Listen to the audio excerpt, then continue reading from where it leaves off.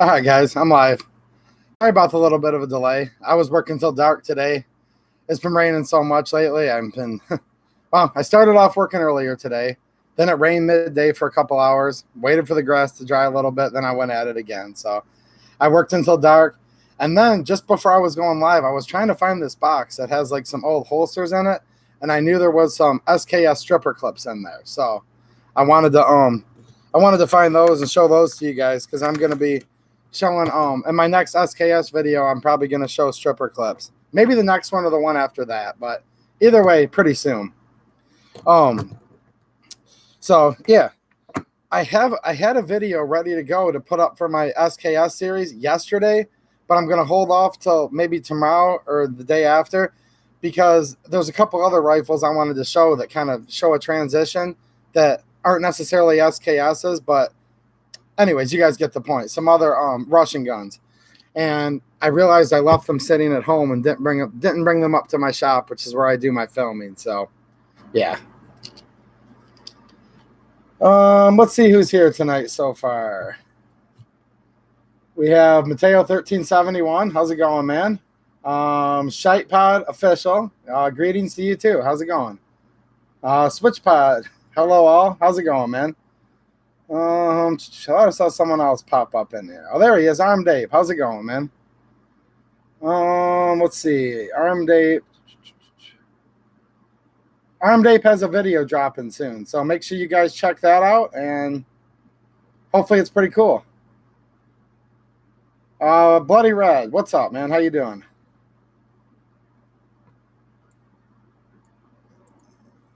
Yeah, YouTube has a problem with people typing in channel shout-outs, which is really stupid in my opinion, but I did a video way back when, guys, like a year ago, shouting out the Armed Ape channel, so go over there and check that out, and it looks like he has a killer video dropping pretty soon here, so make sure you guys check him out, and I have no idea what he has planned, but hopefully it's going to be good.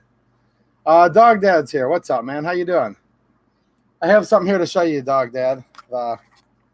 I was thinking about you. You've been wondering about the aluminum cased ammo. I had plans of shooting that today, and then we had rain halfway during the day and totally messed up my schedule. Hopefully tomorrow I'll be able to get out there and shoot some of this aluminum 9mm ammo. I know you've been asking about that, and not just you, a few other people have too, and I'm kind of curious, you know, so I will be definitely testing that out in the G2C.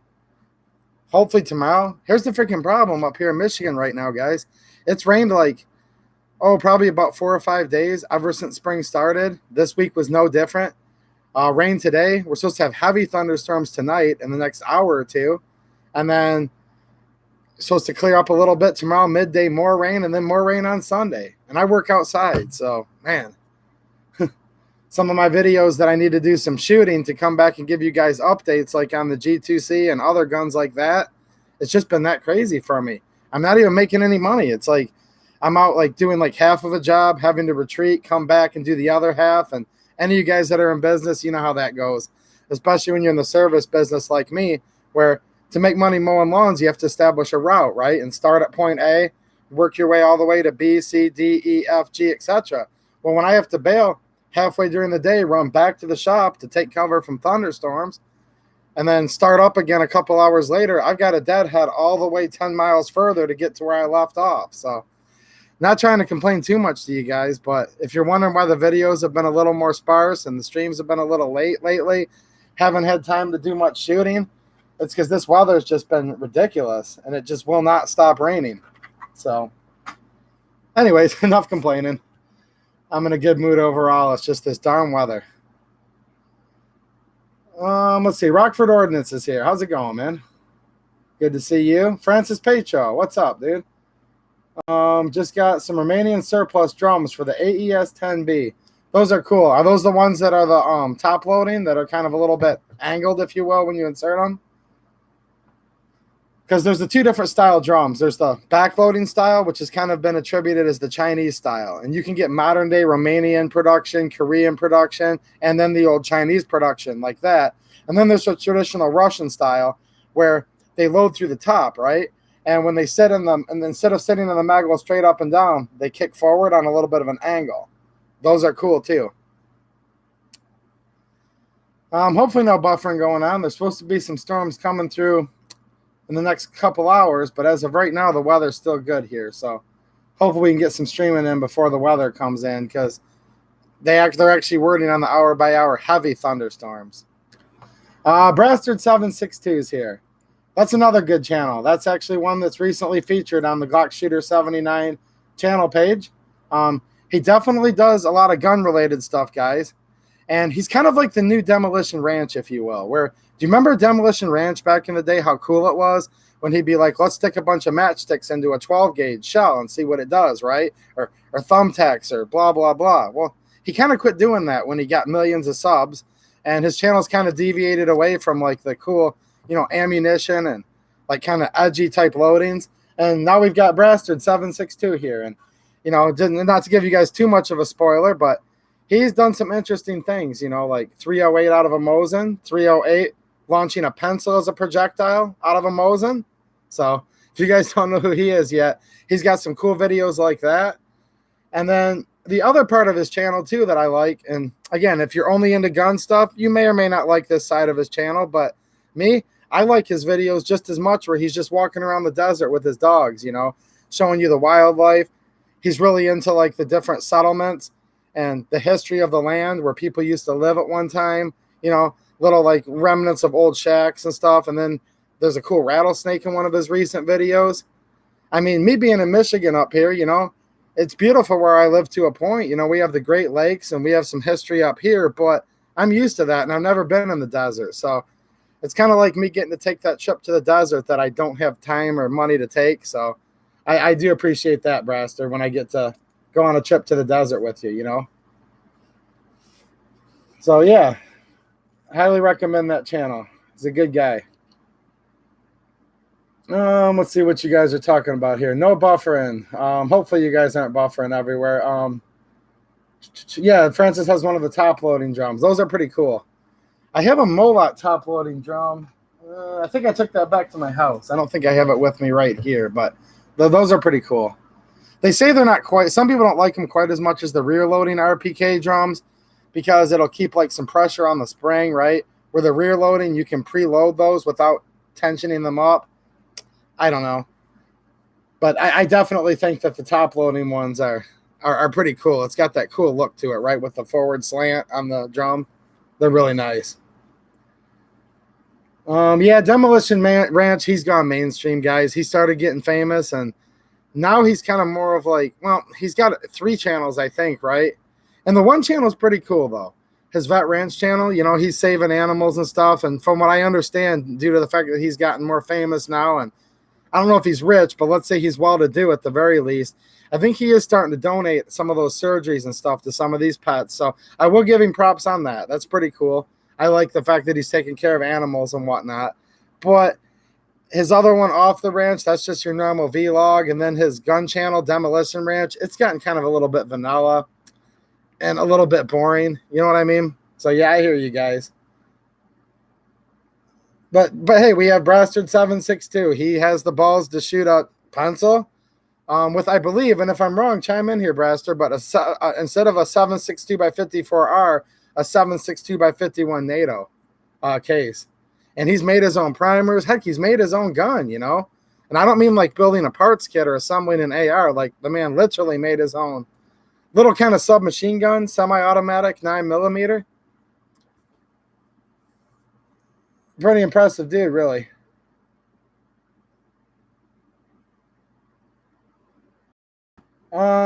Yeah, Rockford Ernest brings up a good point. A lot of the pouches for the Romanian drums fit the top loaders and not the back loaders. Yeah, that's going to be generally true. There are some Chinese pouches, though. I don't know if I have any with me today, but there are some backloading Chinese pouches, right? That will take the backloading drums, because from what I understand, the Chinese drums have always been the backloading variety. Armed Ape, yes, I do use Ballistol, and yes, it does stink. I'll tell you what I love Ballistol for. If I have corrosive ammo or something like that, or especially black powder, which is even more corrosive, right? But corrosively primed ammo, let's say out of even a Mosin, but especially like an SKS or an AK where it's getting into the gas system, what you do is you take Ballistol. 1 part ballistol to 9 parts water. So 10% ballistol. Mix it with your water, because the corrosive part is a corrosive salt that develops after the primer is ignited, right? Well, the salt is a water base, so the water that's mixing in with the ballistol will act as a carrier, and it'll carry the salt away and get that out of there. Well, then what's left is the water will evaporate, and then the ballistol that's in there will remain behind to protect your metal finish. So if you wash with just water or soap and water to get the corrosive salts out of there, or the corrosive black powder residue out, you're going to have unprotected steel with just water, which is going to lead to rust. So some people clean with water, and then afterwards they thoroughly lube. I like the 10% ballistol solution because you're kind of doing 2 in 1. I just mix it up in a squirt bottle, and ballistol is emulsifiable in water. So you can add it to the water, shake it up really good, it'll turn white. Now, if you haven't used it in a day or so, you'll want to shake it again. But yes, it definitely does emulsify with the water and mixes in, and it's really good. So that's a little tip for you guys if you're ever shooting black powder or corrosive ammo. I love the ballistol for that. Isaiah's here. What's up, man? Have I shown the new G2 magazine? No, I haven't. I've just been kind of saying hi and respond to the comments so far. I did say, though, if you just got in here, that I'm going to be doing some more shooting with the G2C soon. I'm going to be trying some of this Federal Independence aluminum case because Dog Dad and others have been asking me about it, and I want to find out too. So we're going to try this out. I've been meaning to go shooting, but it's been raining like 3/4 of the time, if not more. Probably about, again, 4 or 5 days a week. I work outside, my busy time of year anyways. Yeah, life just happens. But yes, I'm going to be doing some more shooting. I've got a plate right here that I made. I'll show you guys my plate if you're interested. I do work for a place in town here, fabricating shop, and they had a military contract they were doing and had a little bit of AR-500 steel left. So I'll show you guys what I made up here. That's working pretty good.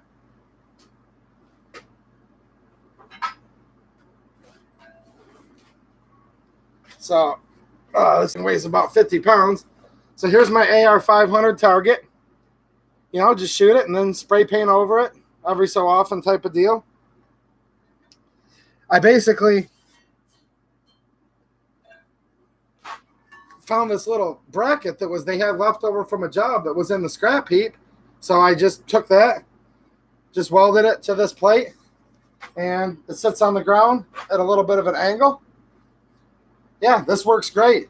I can shoot this at pretty much point blank range with pistols all day long, and there's no dents in this steel whatsoever. This is literally just, it kind of looks three-dimensional because it says several coats of paint, but all it's doing is just eating through the paint, right?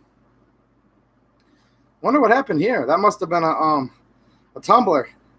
I think the last time I was shooting this, I was shooting 38 Special out of a Smith & Wesson Model 15. But yeah, I'm going to take that, oh man, I just got a bunch of crap all over my seat. There was a bunch of dry grass stuck to the back of that target. But yeah, I'm going to take that out there, and hopefully tomorrow, guys, if not Sunday, I'm going to go out and shoot the G2C and a couple other guns for a few minutes to give you guys some more range reports. Because unlike a lot of channels, I don't really want to show like me shooting for hours on camera. If I could find a buddy or someone that was available to film me shooting, that'd be awesome. But if you guys haven't figured it out yet, this isn't really a shooting channel as far as you guys watching me shoot. Why? Well, a lot of people do that.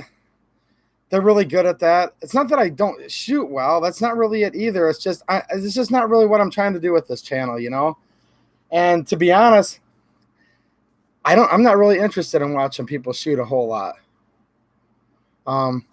Maybe you guys are, and there's great channels that do, but I will tell you, I'm not going to give you guys a shooting report and say, you know, it'd be easy for me to say, yeah, you know, aluminum shot great out of the G2C, guys, or it didn't, it jammed it up. I'm not going to make it up. Anytime I give you guys a shooting report, trust me, I really shot. It's just, there's not going to be a whole lot of shooting videos on my channel, just because, again, that's just not really what I have in mind. What I want to do with the channel is kind of eclectic. So yes, there will be some shooting videos on here. And I actually have one from last winter time when I was shooting my PM63C rack pistol. And I definitely want to do some editing on that and get that up. So I do have at least one shooting video planned. And if I can find somebody to help me film tomorrow, I will. The problem is I'll be out there by myself, because where I'm going to shoot tomorrow basically is a big, like a farm, right? Where I mow like 5 acres of their lawn. And the lady that owns the property is nice enough to let me just kind of get off my lawnmower and shoot. So, whereas I don't really have time to go to a range tomorrow, I'll be working all day amidst, dodging the rain. I am going to bring that target with me, bring some loaded G2C mags, cut the lawn, drive my mower to the back of the property, slap the target down, probably shoot a couple hundred rounds in about 15, 20 minutes. I'll have some more reports for you guys that I'll come back and do videos on. So that's just how it works when you're self-employed in a state where there's 150 good days of weather overall. It's either snowing or raining, more than half the time. But yeah, let's see what we got going on here. Who else has popped in here? Oh, happy birthday, Isaiah. He just bought a G2C, it looks like, for his birthday. Great little guns for the money, aren't they? Limber Johnson's here. What's happening, man? Haven't seen you lately, but definitely seen you around. Mike Strock's here. What's happening, Mike? How you doing, man? What have we got here, guys? We're talking about... Oh, Mike says I just started breaking up a little bit. That sucks. Resources look pretty good on the computer. Let me take a peek here at the stream itself. Looks like someone's bouncing in and out a little bit. That's just the troll, the little pissant that frequents here. For those of you that are new, there's someone that doesn't like the channel too much. All the controversial stuff I do, like the Year of the SKS series. Video's definitely coming out soon, guys. I really wanted to show a transition from some older generation Russian stuff into the SKS, then after. So instead of putting the video out yesterday with only half the stuff at my disposal, I'm just going to wait another day or two and get that out. But they definitely don't like that. They do not like that. They do not like the SKS videos. It's very controversial to some people. Let's see here. I thought I saw somebody else pop in here. If I missed you and didn't say hi to you, oh, there you are, Ninja Scout. What's happening, man? He says, our crazy storms here in Missouri. Finally nice out. Shooting tomorrow. I'm going to try the same thing, but we do have more storms tomorrow, too. I don't know. Maybe we get Missouri's weather here, do we? I know definitely I get, like, Chicago's weather. So if you look at Chicago, most of the time I get their weather 4 or 5 hours later. But sometimes weather whips up off of Lake Michigan and gets started there and then shoots across Michigan and hits me on the other side of the state.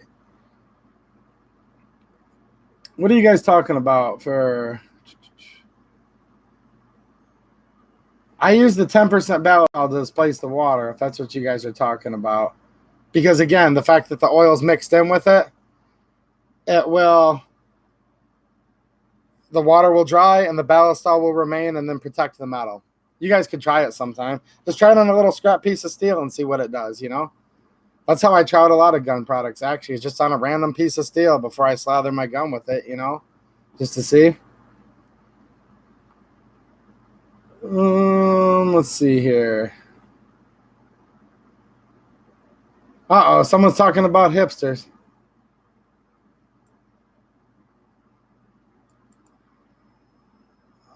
Francis Petro, yeah. Tokarev pistols are actually pretty available right now and popular, to be honest. Right now, you've got the M57. That's widely available and pretty cheap, $99. I've got one right here, actually. M57 Tokarev. These are available right now. About $200. Great pistols. I love the pistol. I love the cartridge. The 7.62x25 is pretty awesome. And there's some more Romanians that are coming in the country. I know Classic had some for a little bit. They sold out. Then they got more sold out again. Let me check for you guys here. I think AIM Surplus. Has Romanian TTC pistols as we speak right now. Hopefully they didn't sell out. Yep, I'm looking at AIM Surplus right now. They're in stock. Romanian TT-33 Tokarev 7.62 by 25 pistols, $219.95 from Aim Surplus. And I thought where they had like a B grade on here too, that was like unmatching numbers for maybe like 180 bucks. So yeah, there's definitely some Tokarevs available on the primary market as we speak. Romanian and Yugoslavian. That's about the only two that I know of right now. The Polish ones have kind of come and gone. The Russian ones, those came and went like a long time ago, like everything else Russian. Dog Dad wants to know, how often do I clean my handguns? Well, if I was shooting like corrosive ammo, for example, out of like the Tokarev, I've got Yugo corrosive ammo, Romanian, but those being blued guns, I'd probably clean it when I got home. Other guns like the G2C, I've not cleaned yet. So some guns, I just kind of keep going and don't really clean them hardly at all. I'm not going to tell you guys what to do, but I think cleaning pistols is a little bit overrated. I don't really clean pistols very often.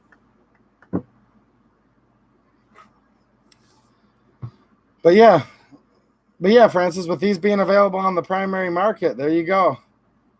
Armed Ape just reminded me Atlantic also has the Romanian Tokarevs. So there you go. Maybe with them being available on these websites, like I said, they'll kind of infiltrate down. If you live in some weird place across the country, though, like Alaska, well, I know. I've talked to Alaskan Ballistics about this topic, too. It tends to be expensive to get guns shipped in out there. And, you know, not that you guys are weird from living in Alaska, but you know what I mean. You're certainly not any more weird than Michiganders, I'm sure. Road Scholar's in the house. What's happening, man? Hey, what's up, Road Scholar? Are you going to put out some more shooting videos or what? You put out a, like I said, I don't like to do shooting videos. It's just not my style, but I was checking your channel out a while ago just to see what was up, and you're doing a nice little drill there with your AK. So, not to put any pressure on you, but if you're bored, I wouldn't mind seeing you put some more shooting videos out, man. It looks like you're a pretty good shot, and you know how to handle a gun. I will say that for sure. So, I would look forward to watching you shoot. Let's see here. What's Brastard talking about? Well, what are you putting a 223 in an SKS again, Brastard? You got to watch this guy. He will do stuff like that. That Brastard 762. Boy, is he sneaky. Michael Science is here. What's up, man? You slipped right in there. How you doing? How's it going with that? What is it? That Centennial, that 1876, the 30-pound rifle.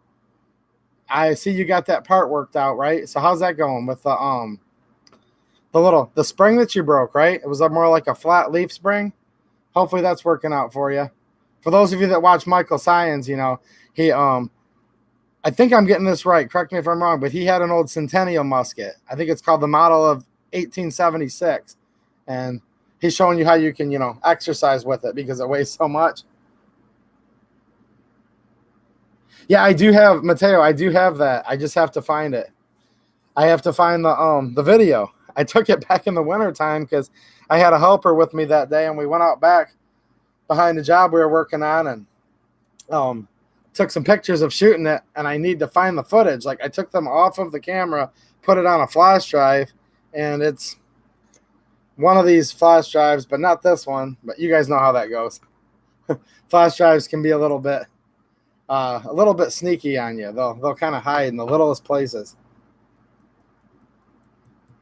You better let it slide, Mateo. But no, I'm never going to be a huge shooting channel, guys. But I do want to do a little more shooting on film. I just need to find someone that'll help me.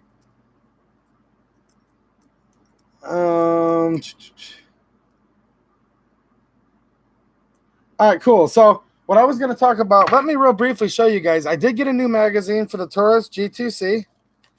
And let me take it back in its original form here because I did also get an accessory for it too. So let me get this back how it came to me. So I'm going to try out one of the Pro Mags. 32 round mag for the Taurus G2C. I'm going to try one out. Now look.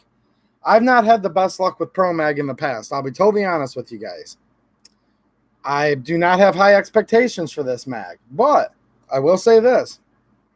quite a few of the viewers have gone into the Taurus G2C videos and said, hey, man, I'm curious about the Pro Mag. I'm curious. And now a lot of other people have said, hey, I have one of these and it shoots great. It's awesome. No jams, no misfeeds. It's just a great mag. So I'm going to take the tip and advice on a bunch of people that said this has been a solid mag. I'm going to try it out.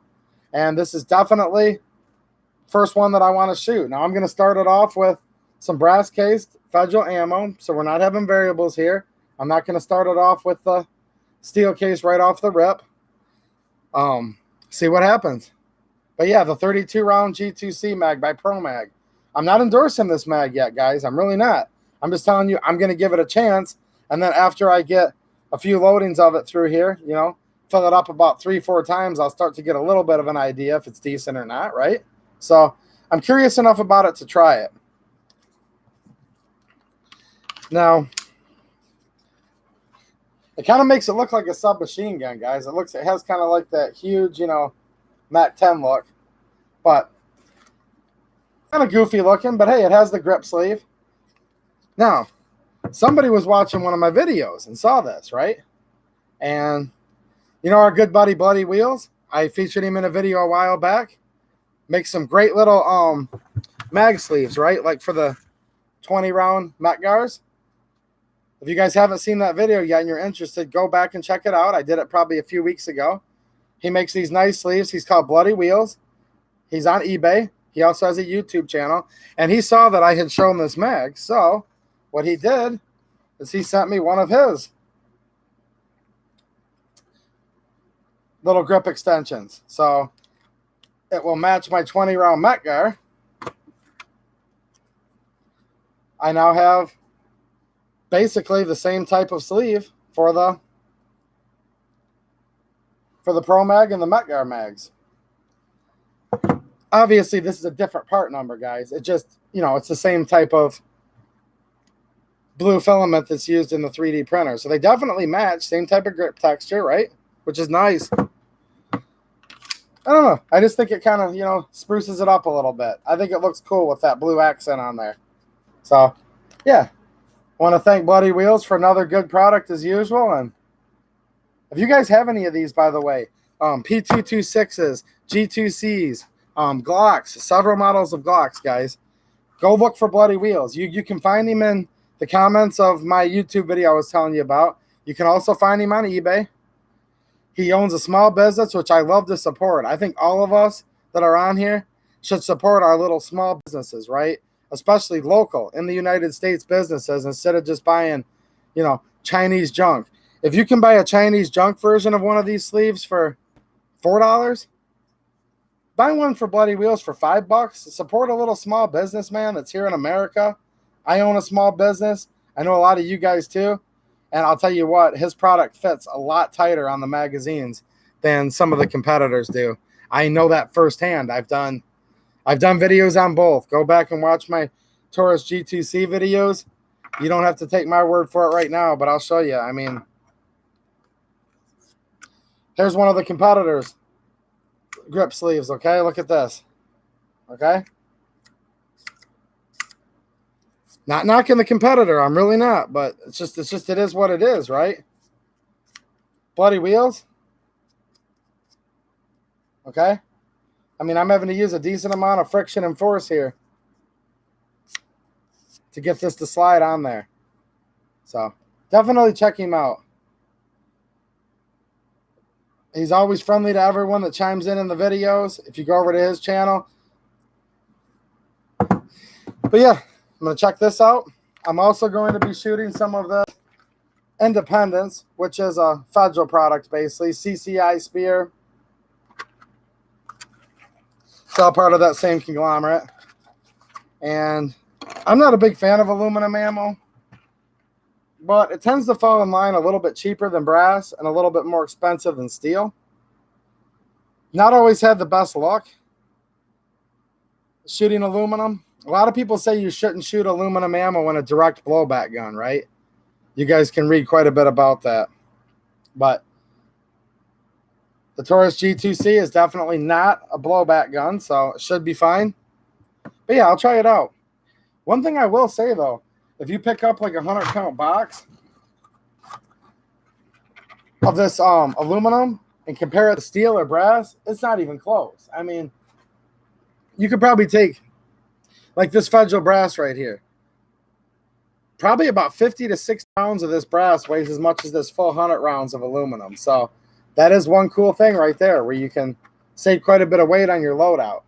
But yeah, you guys have asked, and I'm going to try this out and see what the G2C does with it. I've shot at other guns with varying amounts of success. It's been great in a lot of guns. A couple I've had that were kind of a little bit finicky guns anyways, had some issues with it in the past. So I'm not going to recommend you all run out and get aluminum ammo. I kind of recommend it against it to a point, but it's fine too. I'm kind of like this on it, a little bit neutral, you know. So yeah.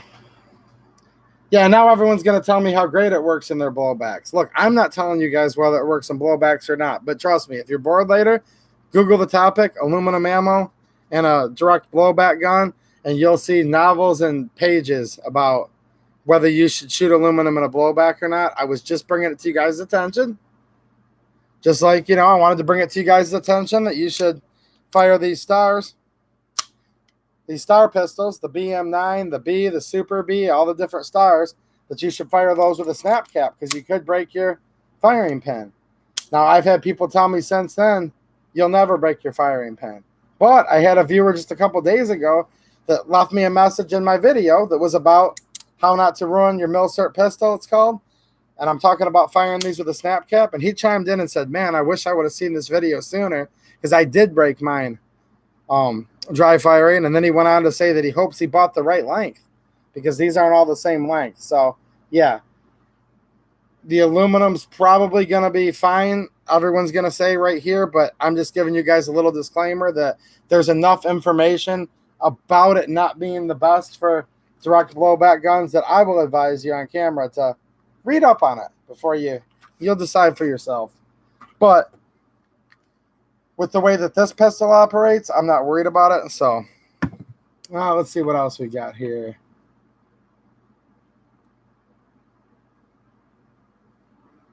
Bradster's talking about Norinco Uzi. You still have that? I wouldn't mind buying that off you if you still have that for sale. I'm not saying it was ever for sale, but yeah.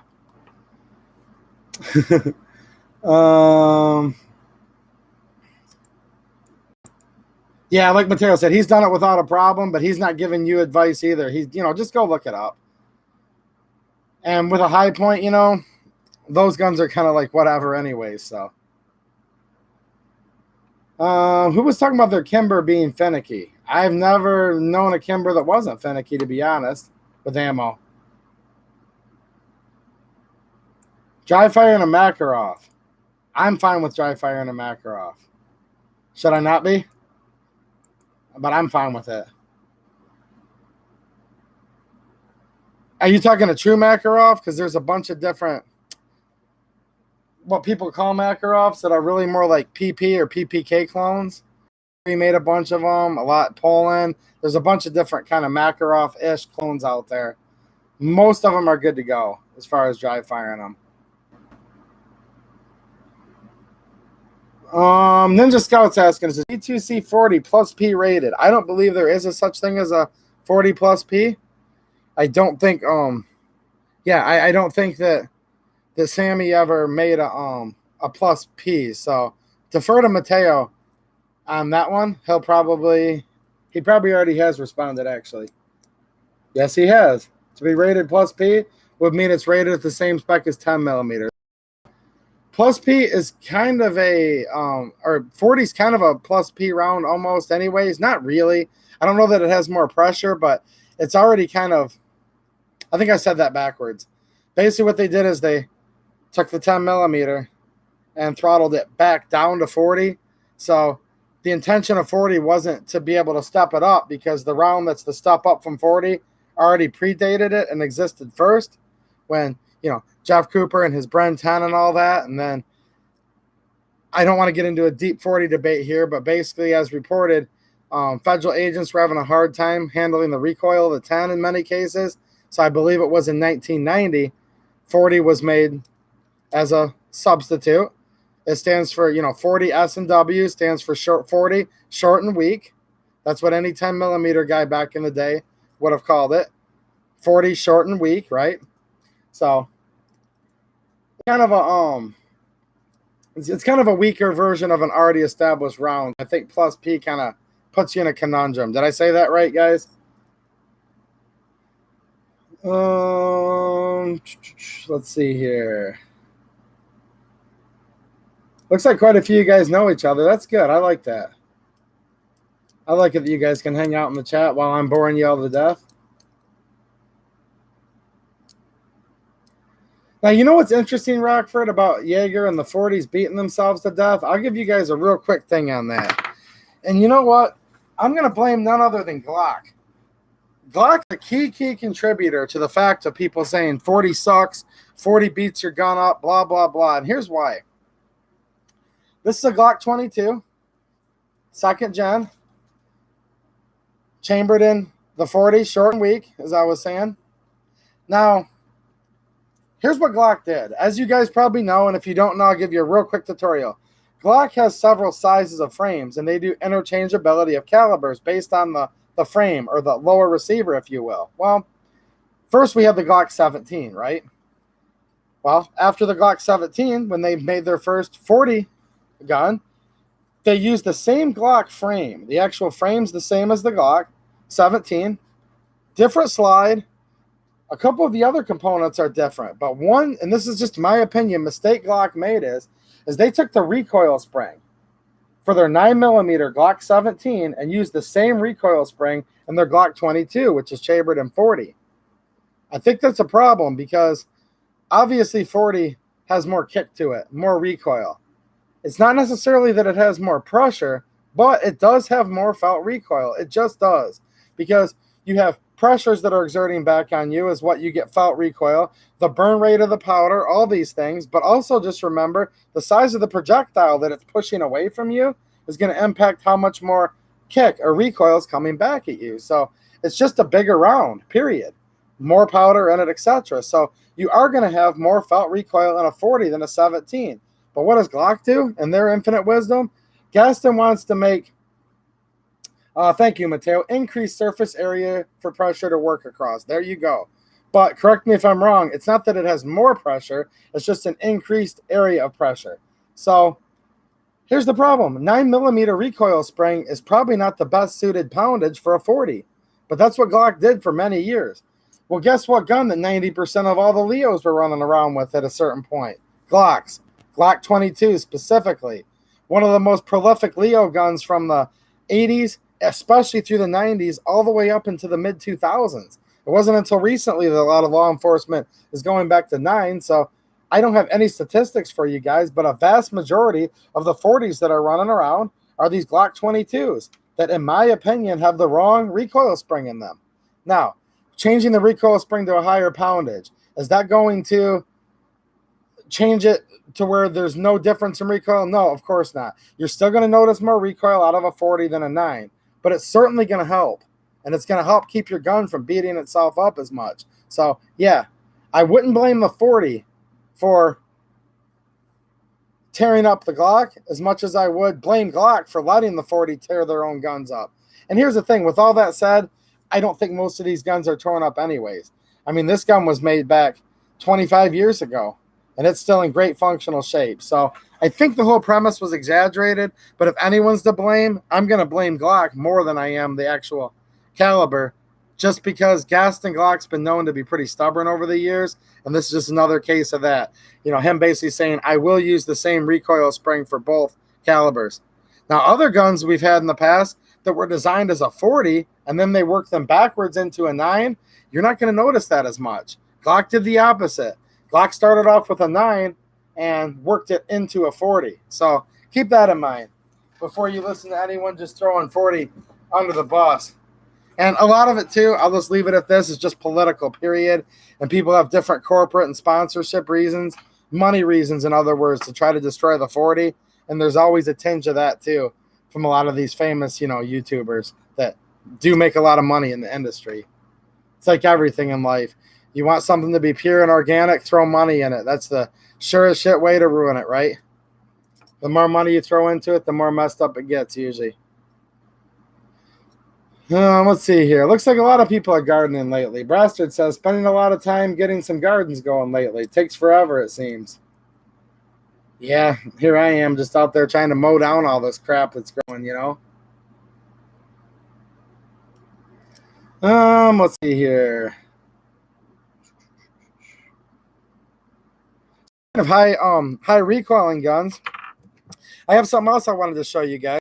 I'm going to try to show more budget guns on this channel, like I said last week, just because a lot of people don't have a lot of money that they can spend or choose to spend on their gun. And here's a little fun gun right here that I just picked up that I've not got to shoot yet.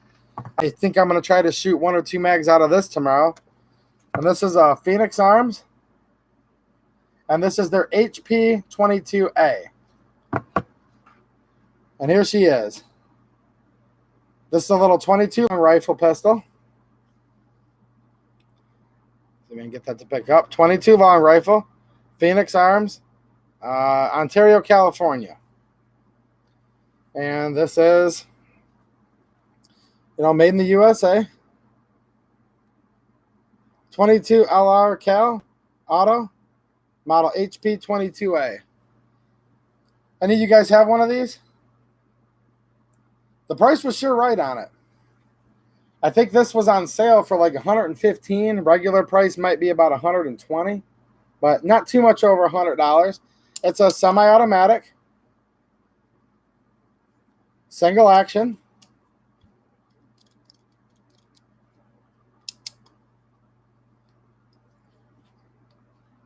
Does have a little couple quirks to it. So here's the first one. So I want to drop the mag on this gun.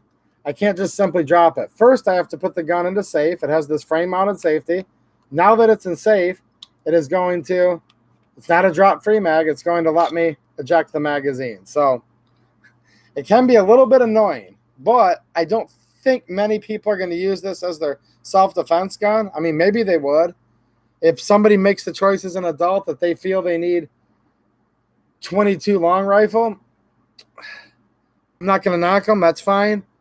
Might choose a different 22 though, because here's the problem. You have to put the safety on to get the mag out. So now you come in with a reload, right? You try to shove the mag in, it won't go in. So again, you have to depress the safety to get the mag to go in. Now the mag seats. Now you're going to instinctually go to pull the trigger. Oh, you can't because you had to put the safety on to even get the mag in and out. Now we can finally pull the trigger. Okay? So now, if that's not enough safeties, we also have a slide mounted safety. So right now it's red for fire. We can push this safety down. And that's going to be basically a firing pin block. So it'll still let you cock the action of the gun when that one's on. It'll still let you manipulate this safety and remove the mag and do all that good stuff, okay? But after all that's said and done, if you leave this safety on, so we're going to turn this one off now, we can pull the trigger and the hammer's going to drop, but it's just going to drop on this little locking bar that's in here, and it's not going to fire the round. So now, before you guys think it totally sucks, here's the good things about it I've noticed so far. It's actually quite comfortable with the stock magazine or the regular magazine that comes with it. I can get a full 2 fingers of purchase on it. No pinky, but it's a 22, so who cares? Very comfortable grip.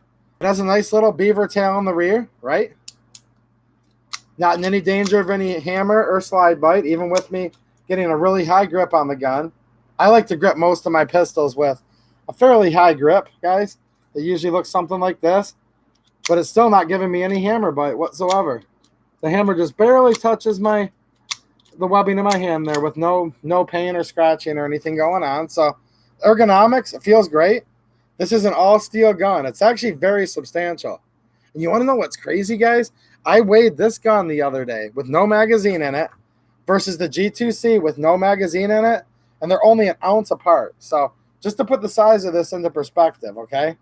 Here's the G2C, which, as you guys know, is a very small ergonomic gun for its capacity, right?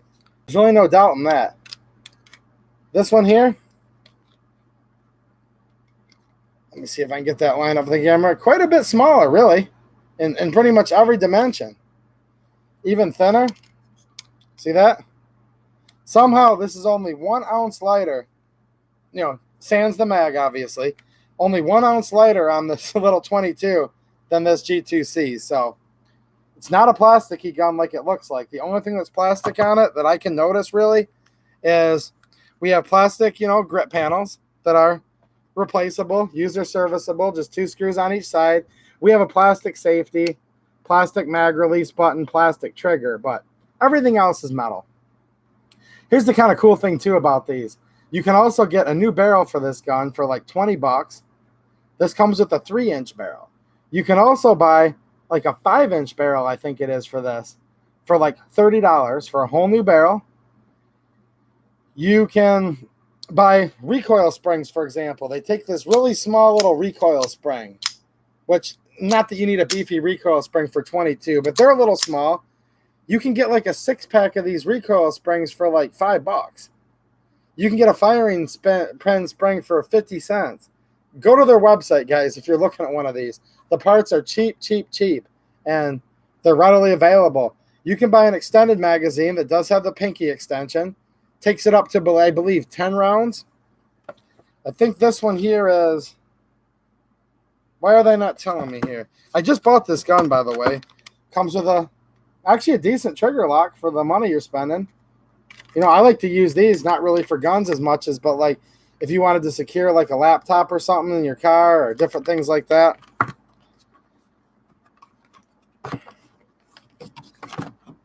You know, there's your owner's manual. And even in the owner's manual, they're going to show us some of these prices here. I'll show you guys the price sheet here. Yeah, it's a 5-inch barrel you can get. But check this out, guys. See if the camera will show this price list here. There we go. Look at some of those prices. Now, they make this in 22 long rifle and in 25. But, I mean, we're talking like the standard magazines are $11.50. You can get the standard barrel for, what, $19.50. So, yeah. Pretty cool. Let's see here. Magazine spring, $3.50. Other parts for this gun are, if you needed a whole new trigger, $4. A sear, $4.50. A strut spring, $1. Say you need a new ejector, $2.50. A hammer, $3.50. Magazine repair kit, which includes 3 separate part numbers. The magazine kit includes the magazine button, the magazine catch, and the catch spring. You get all 3 parts and instructions for $5. You get a package of 5 recoil springs for $6. So there you go. If you want a cheap little gun here, there's the schematic for it.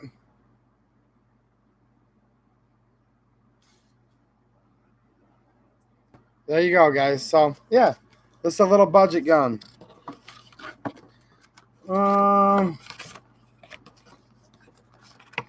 Yeah, this is made in the USA, as I said earlier, in Ontario, California.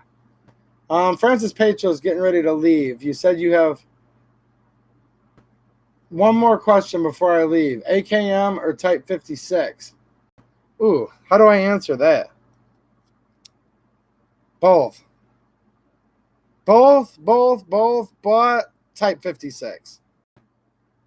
Yes, because, yeah. Man, you're killing me with that question, but both but Type 56 if I have to. If I have to pick. But don't give me that whole if you could only have one AK. If you guys tell me that, I'll walk off the set.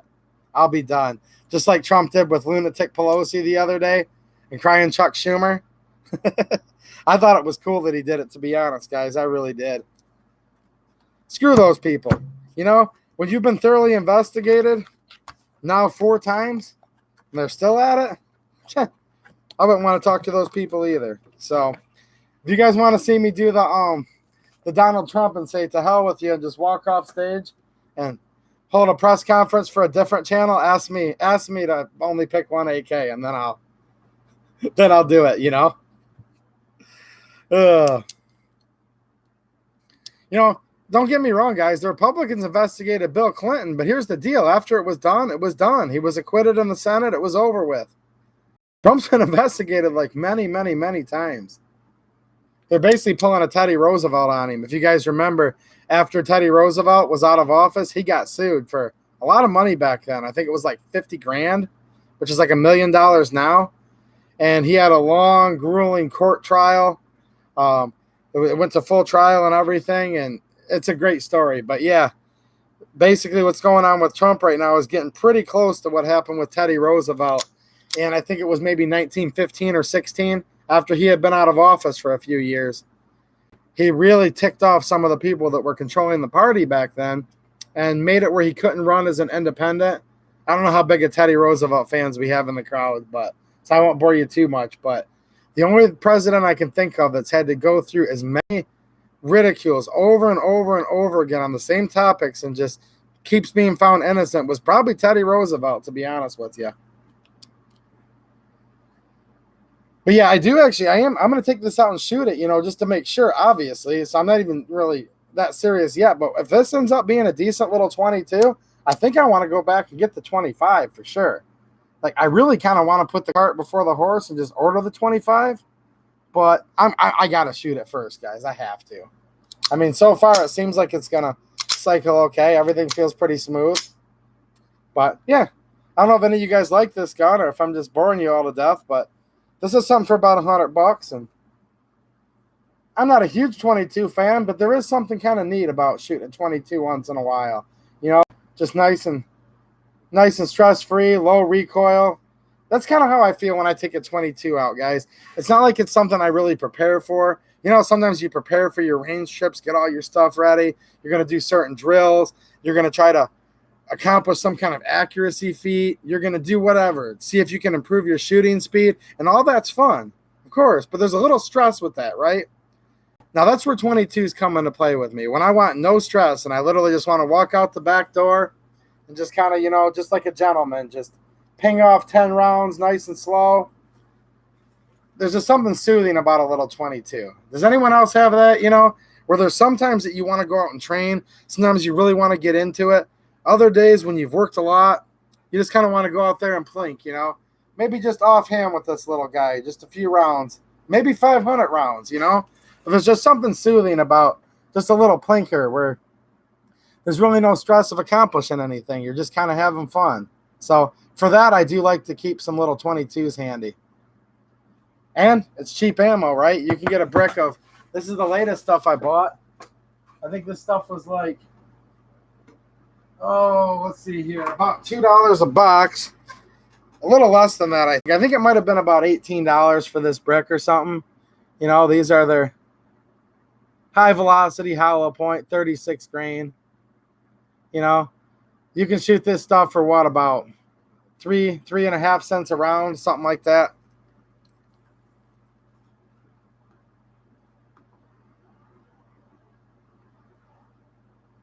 And you know what? I have to kind of see if there's something brasser that could be done. This might be able to be converted to 25. I'm going to go over that parts list when I get a little more time and see if it's still the frame that I have in common. I don't know. I really don't know. I have a feeling if I call Phoenix, they're going to tell me no, not to convert.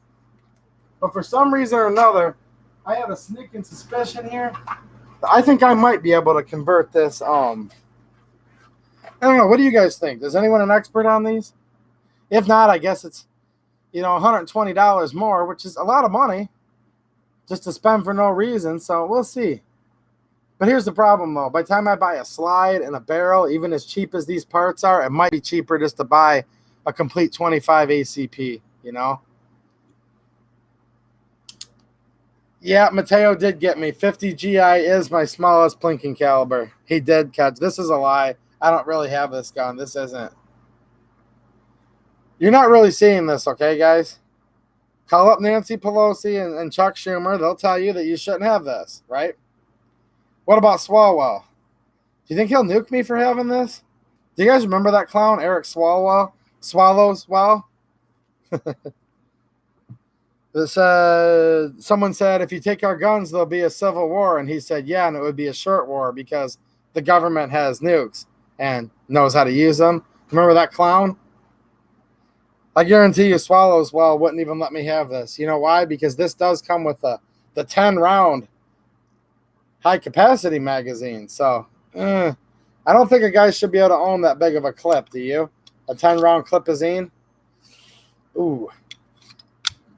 You guys thought you caught me. I called it a 10-round clip, didn't I? But, what is this? 10-round clip.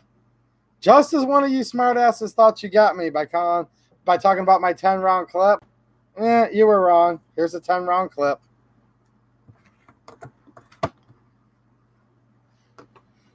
Oh, Cory Booker has a plan that will cure your gun affliction. Ooh. I was waiting to do that. You know, to feign ignorance just long enough for one of you aficionados to just nail me on it. And then I'd say, I do have a 10-round clip.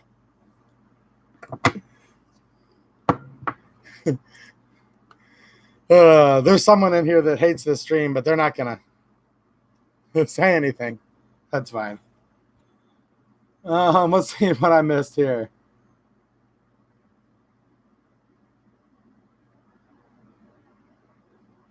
No, I'm not a fan of Bill Barr because of his, Second Amendment stance. But I will give the devil his due. He is digging into the origins of the Russia scam. Yes, that is good what he's doing. I'm mature enough to admit that. If he could get right with the Second Amendment, he could be the greatest attorney general we've ever had, but I haven't seen that yet. And with Mr. Second Amendment in office right now himself, I'm not quite so sure about that. So, but yes, Armed Aid, you are correct on that, and I like the way you worded that. I will give the devil his due on that one. I do like what he's doing there. And there's a lot of stuff I've liked about Trump this whole time, guys. I've said it before. I'll say it again.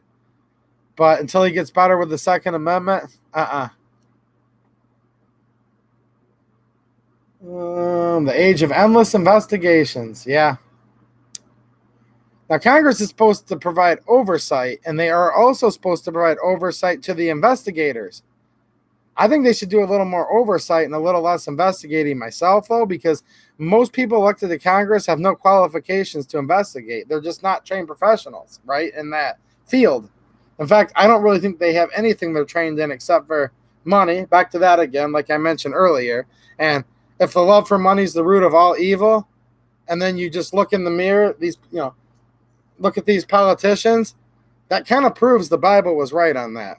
When God said love for money is the root of all evil, now look at politicians, follow the money, and then look at the definition for the word evil, and you'll see the average politician's whole life story right next to it. So, makes perfect sense. It's all checks and balances, isn't it, guys? Isn't that what our whole Constitution was written about? Yes. Our Congress is supposed to be, let's look at the House of Representatives, the people's house. They're the closest to the people on a national level. And yes, they are supposed to hold the bureaucrats accountable, of course, but they don't do any of that. So here's the thing. We have federal agencies, right? FBI, even CIA, we're finding out now. All these alphabet soup agencies were just running rogue, breaking the law, breaking the Constitution, lying to FISA courts. Congress did nothing to rein them in when they were going crazy, which that is Congress's job, too. Rein in bureaucrats that Congress created. Isn't that kind of ironic? And that Congress gives the power of the purse, right? That they fund, that they appropriate money to write their paycheck. No, Congress won't do oversight, which is actually their enumerated duty. But now Congress is going to try to actually act as our intelligence gathering agencies and act as our prosecutors. They're trying to act as our court system. They're trying to act in every way other than what they truly are. Are you guys noticing that? If they would simply just do proper oversight and not delegate all their duties to unelected officials, we probably wouldn't have had all these rogue investigators, rogue intelligence agencies just going berserk, violating the rights of someone who was obviously a candidate at the time and then now a duly elected president. No, they're totally derelict on their duties, but they want to try to do other people's jobs now. They want to act like the FBI, right? They want to take the role of the attorney general. They want to act like they're the federal prosecutors. You guys really think Nadler even has the qualifications to investigate crimes? Do you think he even has the qualifications to do any of those things? Probably not. But what his committee should be doing is still following up on the investigations that Chairman Gowdy started before he retired, right? Chairman Devin Nunes, people like that started these investigations of the investigators. That's what Congress is supposed to do.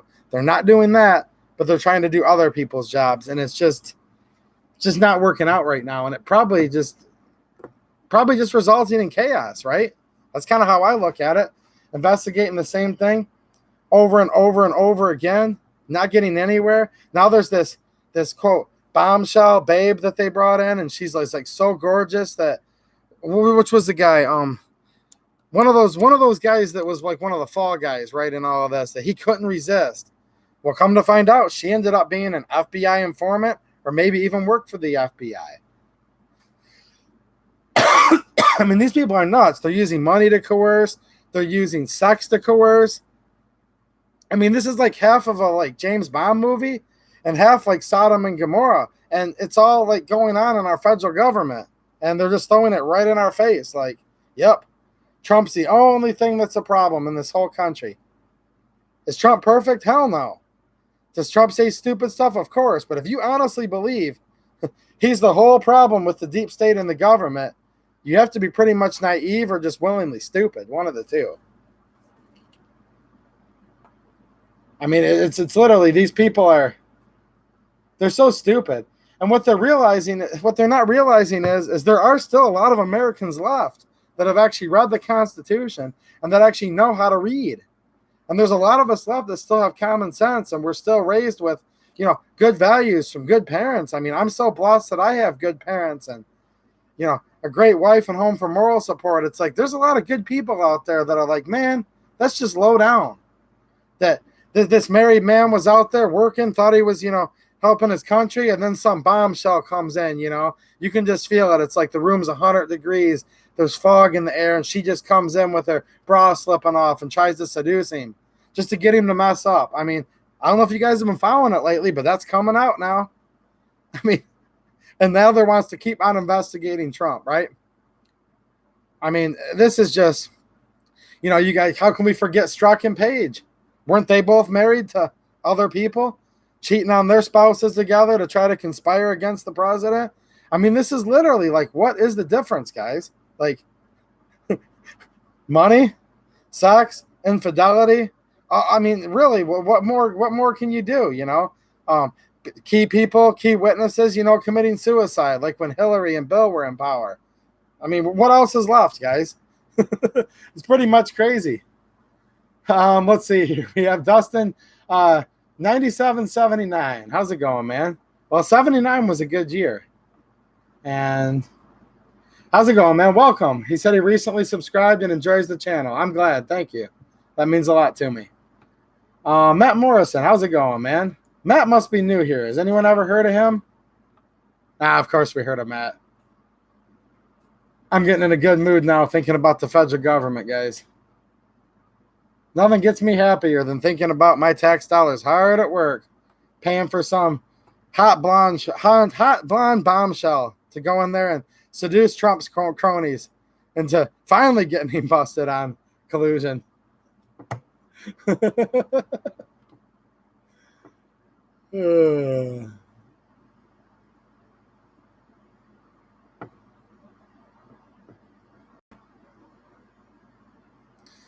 Yeah, now there's a POS. I agree with you, Rockford.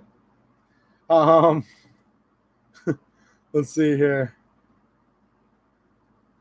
I hope you're right, Michael Science. He says after 2020, Trump will have no choice but to pass reciprocity and national constitutional carry, because when he wins, the libs are going to revolt, and he'll need we the people to put others in check. I hope you're right. Now, again, hoping that you're right, I'll play devil's advocate. What about if he's a lame duck, though, and can't run for a third term, so he doesn't need our vote, and goes the other way? That's just the other side of the coin. With that said, I hope you're right, though. Obviously. Armed Ape, yeah, checks and balances. The executive's too powerful. True. Congress only cares about lining their own pockets. True. The courts have ruled themselves above God himself. True. And if challenged, the courts will rule in their favor again, right?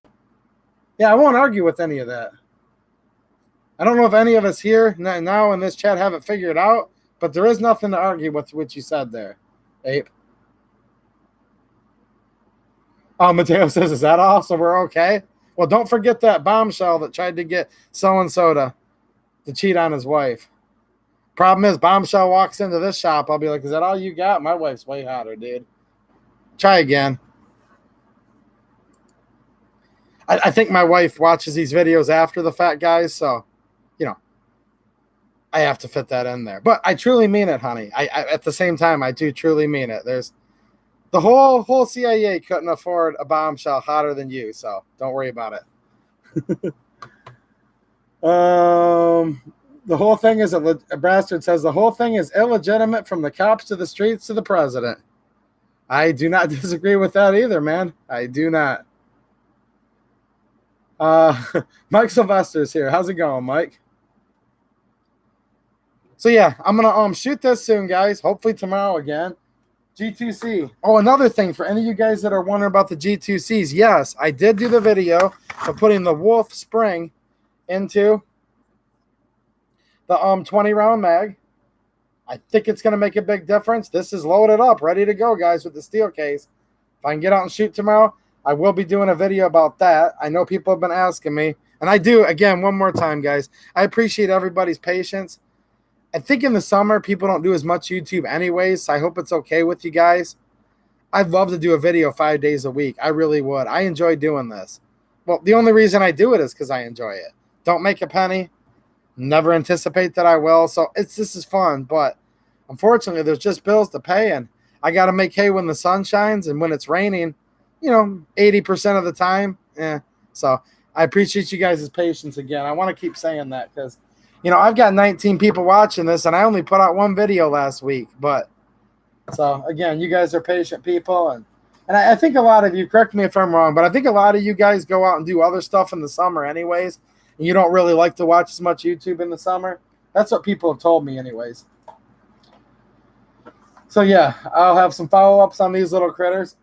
Man, I'm excited to do my next SKS video. I just forgot 2 guns at home, and I have to bring them up to my shop because this is where I'm set up to film.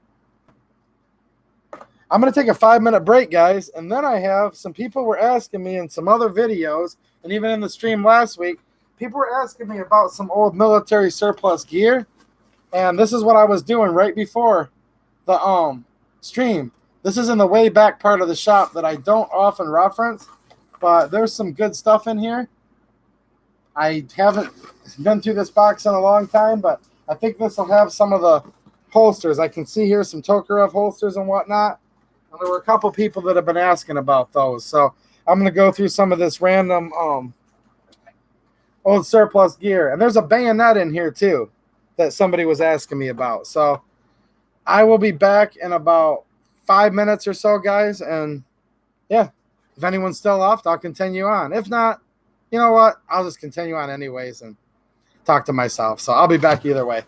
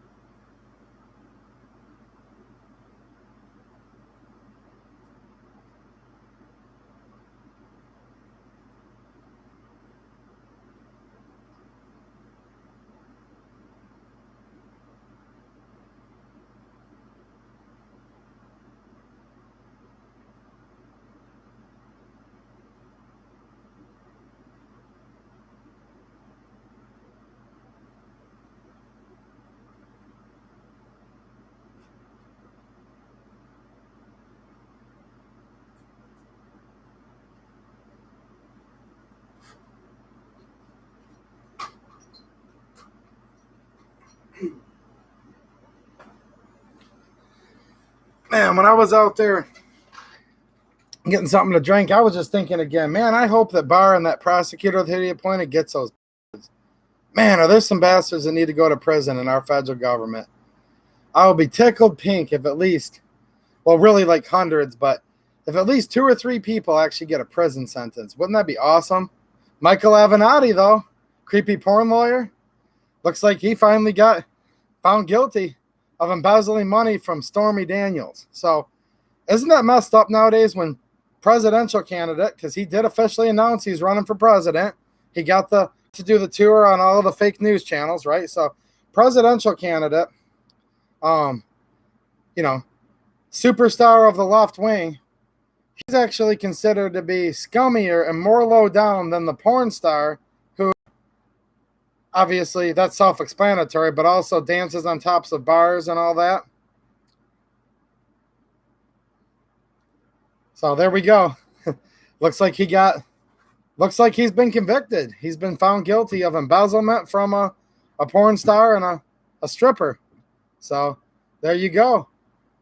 Looks like right now some of the leading people, in the government are probably don't hold a candle to Stormy Daniels. Maybe we should elect her senator of New York.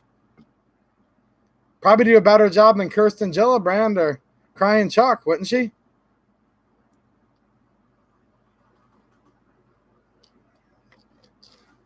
Let's see here what we got going on. What are you guys drinking? I'm finishing my straight up tea here. See how that's debranded? Can anyone guess how that got like that? Now this was actually, brand new just a couple hours before dark. Looks like it's about 10 years old. Wow, that's because my lawnmower has a cup holder and it's made out of stamped sheet metal and there's 2 little ridges there. So as I'm mowing along with my zero turn, bouncing out of the seat the whole time, it hits it and it kind of spins around in there and bounces around. So, yeah.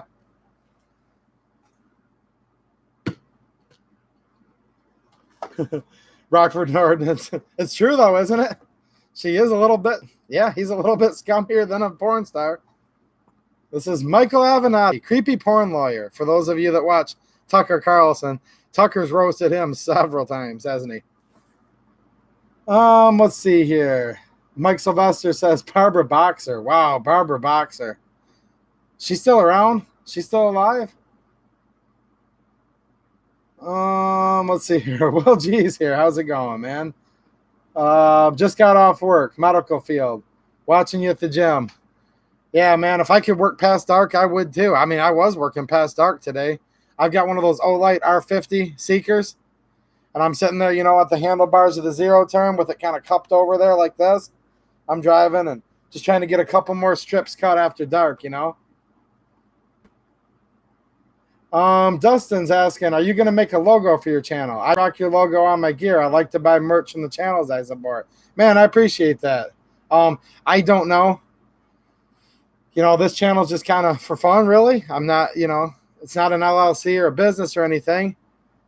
I guess I kind of have a logo right now, but it's not really a real logo. I know where you're coming from. Maybe I will do a logo someday. That's not a bad idea.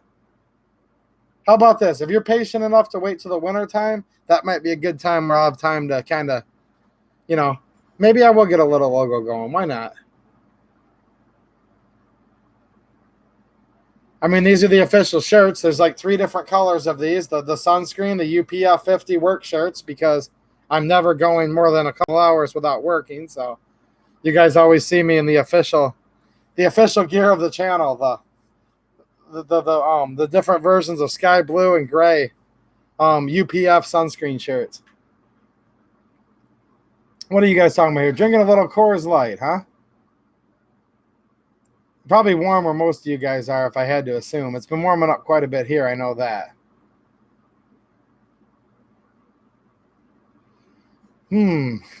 Armed Ace got glaucoma. See, that's the thing.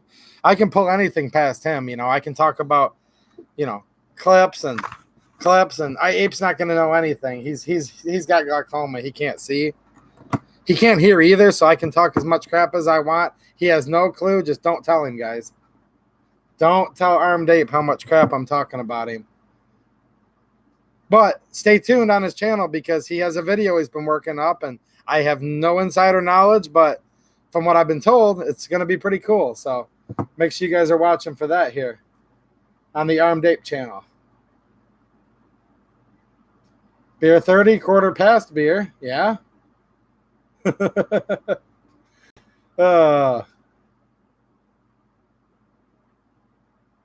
Yeah, like Mateo said, watches a lot of videos on his phone during the summer.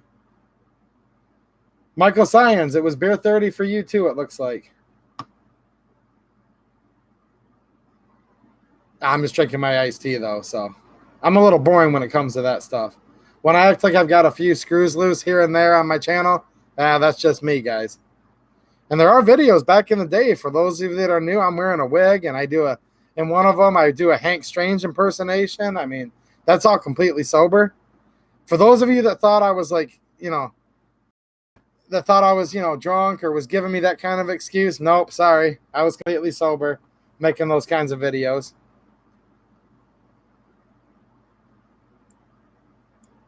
Well, it depends where you live for what type of grass. That's all climate. That's all climate based. Are you in Michigan? It depends, man. Whether you're going to want more of a fescue or a ryegrass or a Kentucky bluegrass or a blend of the three. I know down south there's different types of grass that I'm not even familiar with, like in Florida and all that. So I'd like to give you an easy answer to that question, but it's mainly dependent upon your climate zone.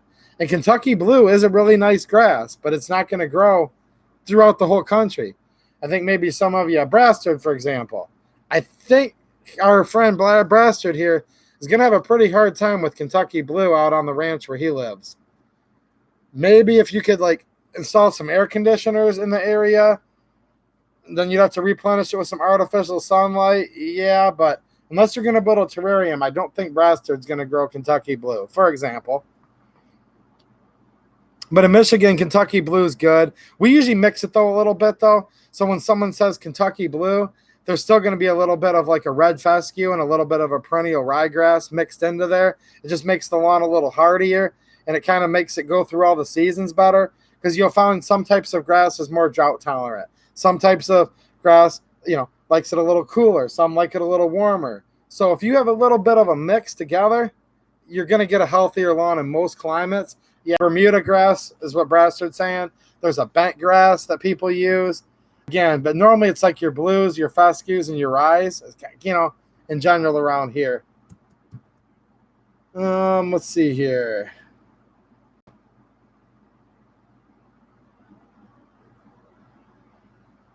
Brastard saying, just look at the Doing It Cheap channel. He shows how to make it stupid simple. I'm not sure who that is.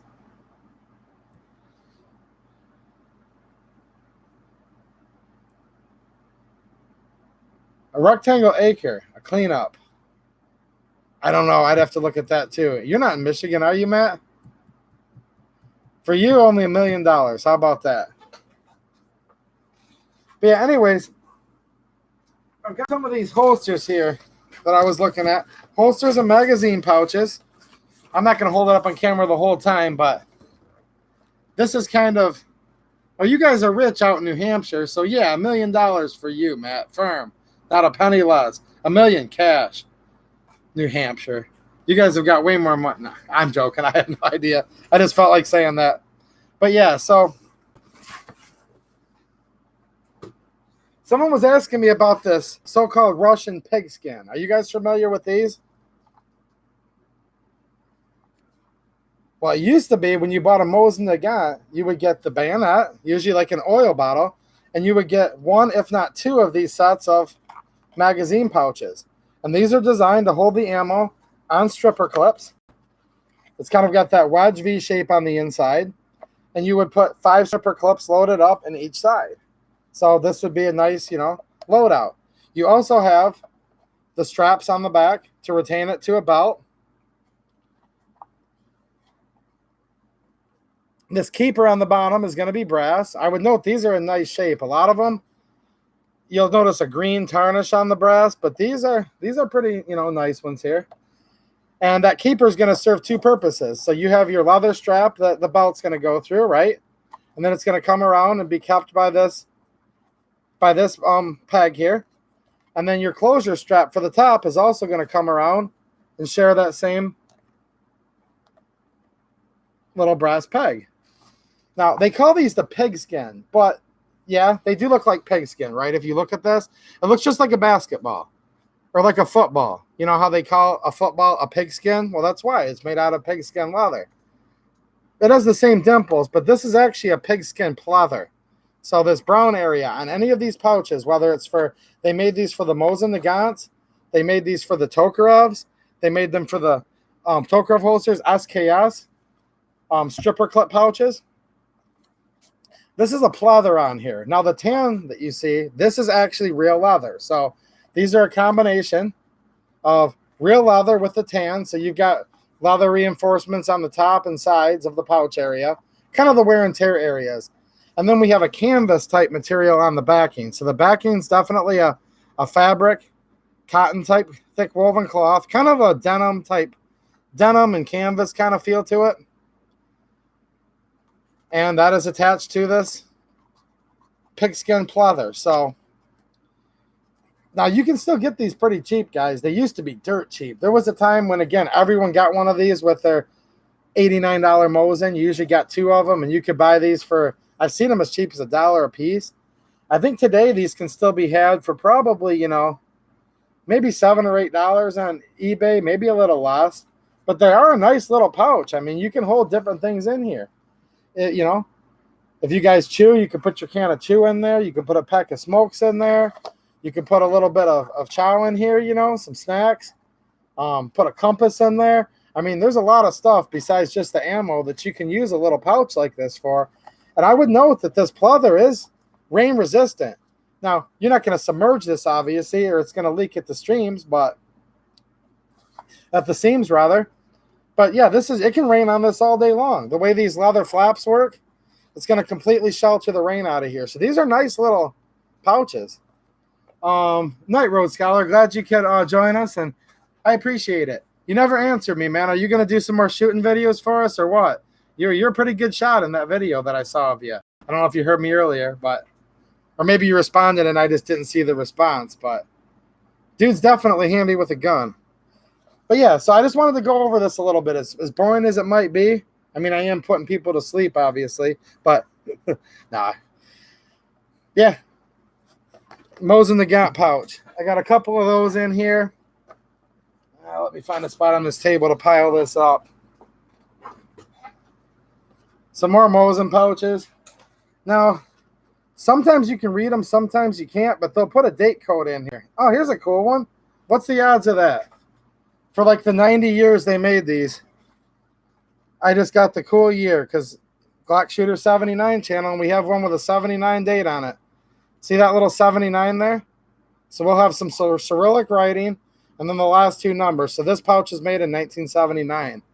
Pretty cool, huh? Cool, World Scholar. I'll be looking for those, man. No pressure, though. Take your time. It's not like I'm putting you on the spot. I just meant it as a compliment, you know? So let's see here. More Mosin Nagant pouches. Now you guys can see why these are kind of... these are getting hard to get because I have all of them, but I saved a few for you guys. Here's another one that's the same type of deal with kind of the pigskin type print on it, right? Now this is actually more of a leather pouch. It's gotten a little bit brittle with age here, but I mean, it's not brittle, I'm sorry. It's just not quite as supple as it used to be. Does anyone know what this is? This is a 3-cell stripper clip pouch.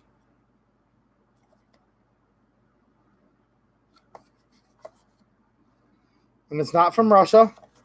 I'll tell you guys what gun these were made for.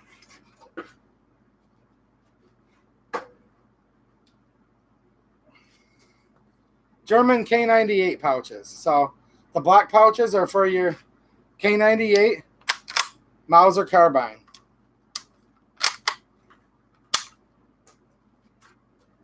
So those are pretty cool too. The Mauser pouches cost a little more than the Mosin pouches, but last time I checked, our guns still have these available. And of course, you can also use them for your Gervais 98.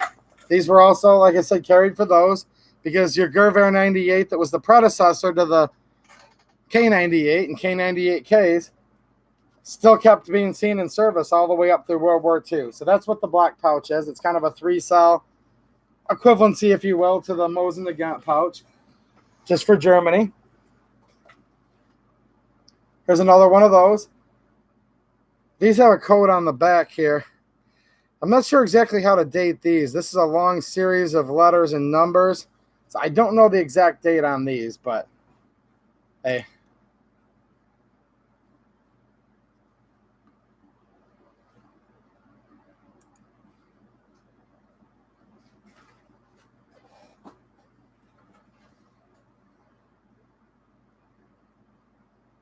Looks like Brastard has a French MAS 49 2-cell leather pouch from Vietnam. That's cool.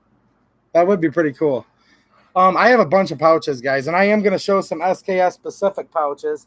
I'm just kind of going through here. Now, here's that Tokarev holster I was talking about. This is a Russian TT33 or TT30. More properly for a TT33. The original TT30s used to be made out of the solid leather. But this is the same kind of thing as these Mosin pouches. You'll see the color is a little different, but it's that same pigskin, if you will, that pleather pigskin, but with some real leather on it too. So the strap is still leather, the retaining strap. The trim around the edge that basically holds it all together is real leather. The portion of the pouch for your magazine, because most Tokarev holsters do have this magazine area here for your second mag. That's real leather. The belt loop. The belt loops are real leather. The little keepers for your cleaning rod are also real leather. And then you have the leather strap, the little leather pistol lanyard that would be appropriate to most Tokarevs, as you guys don't have the little lanyard loop on the bottom of the magazine in many cases, right? This particular one has a date too. It's just they stamped this canvasy material in a way where over time it kind of bleeds in a little bit. I'm having a hard time reading the date on this one. But yeah, that pigskin, pleather, and leather Russian Tokarev holster. And I'm trying to find the actual Tokarev that goes in this, guys. It might be in this box, or it might, I'm not sure. I'll get to the bottom of the box. If not, I think I know where it's at. I want to do a Tokarev series eventually. Like, I'm going to do the SKS first, then I'll probably do Mosins or 8Ks, but eventually, if there's still people willing to watch this channel, like years from now, there will be a full Tokarev series, because I'm kind of into the Tokarevs quite a bit. They're one of my favorite pistols. Let's see what else we have here. 30-round Setme mag. For the Setme L 556, right? I kind of like shooting these in the ARs because they don't have a bolt hold open. And as stupid as this sounds, I don't really care for bolt hold open. So these will function in most ARs, I'll say, and they do not trip the bolt hold open device. So if that's a thing you like, great. If you like your bolt hold open, you might not like these, but yeah. Talking about SKS bandoliers, Brastard. I have a couple of those, but those are going to wait, and those are going to be part of my Year of the SKS series, right? So a couple more quick holsters. I'll try to breeze through these because it might be boring for you guys, but these are for Chinese Tokarevs. For those of you that didn't know, China actually made Arsenal 66 Tokarevs, Type 54s. The ones that are in the U.S. were usually bringbacks from Vietnam. That's where they kind of showed up. This is more of a Vietnam era. You'll see the way the Chinese did their holsters a little bit different. You have a strap where you could wear the holster either on your belt with these belt loops here. Okay. The strap is removable. Or you could use the strap and actually put it like around your shoulder. It's going to be hard to show it on there, but you guys get the point. It's a shoulder strap that actually just has a regular buckle on it. And then the holes through there, so you can put it on just like a belt. And that's pretty standard for your Chinese Tokarev holsters. It also has provisions for a cleaning rod on the outside, provisions for a spare mag, and they have a really neat blue corduroy. This is how you know if you have an authentic Chinese Tokarev. It's always going to have this blue corduroy, and this is literally about the same as, you know, the type of corduroy material that you'd make trousers out of or whatnot, you know? For those of you that have a pair of corduroy pants, it's literally the same stuff, and it's always that royal blue. And again, this is an all-leather holster. One extra mag here, and then also comes with a dual mag pouch. This is obviously was issued with this. You can see they're the same type of leather, same period, with the belt loops in the back. So the Chinese like to equip their soldier with the mag in the gun, an extra mag on the holster, and 2 more. So a 4-magazine loadout, which is kind of interesting. And now the Chinese kind of went with tried and true methods, as you guys know, and would keep making the same thing for a long time. So here's another Chinese rig that's very similar, but this is like brand spanking new. Now this is new old stock, guys. I don't think they're making these anymore today. This was probably made, you know, sometime quite a bit later, maybe in the 1990s. But this is a, you know, leather. Oh, the other cool thing about these too is there's a leather piece that you would put in the mag and then put in the bottom of the holster here, and you put your mag in on top of this. So by the time your mag was fed in, you would have a little piece of leather sticking out, right? So if you want to get your mag out quickly, you would just pull the piece of leather up, the mag would come out. So that's kind of cool, because you guys know how leather can be. If it gets wet, leather can kind of have a shrinking effect, right? Where it might kind of grab on and be hard to take the mag out. So that's a cool little provision of the Chinese mag pouches. You guys might think is neat. But the reason I'm telling you that this is still a military production Chinese rig, there's the magazine pouch. I also have another one here in the same leather. This is a matching set with that. Brand new, unissued, obviously. This is all leather, same thing. Provisions for the cleaning rod, the belt loops, the buckles.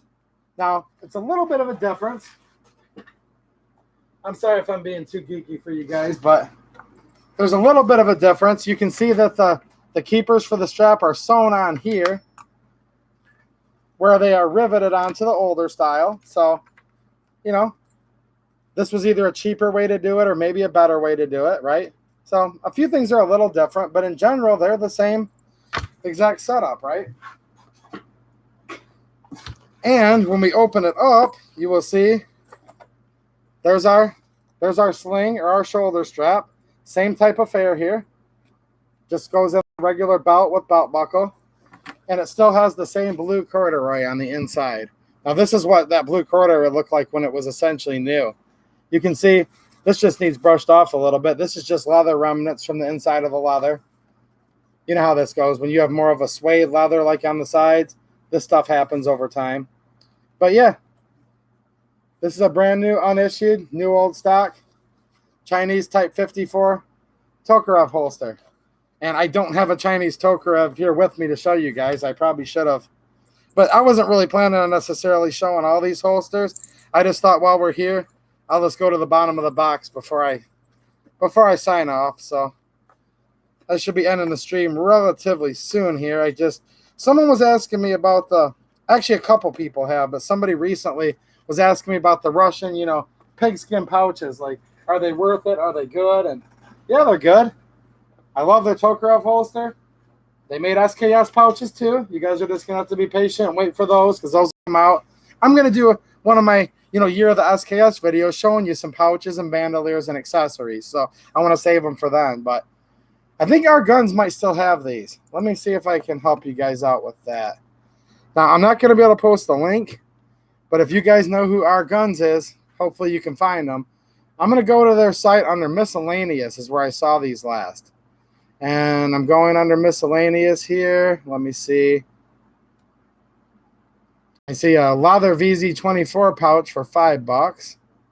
And I see some Hugo M48 leather pouches for $5. I'm not seeing these anymore, guys.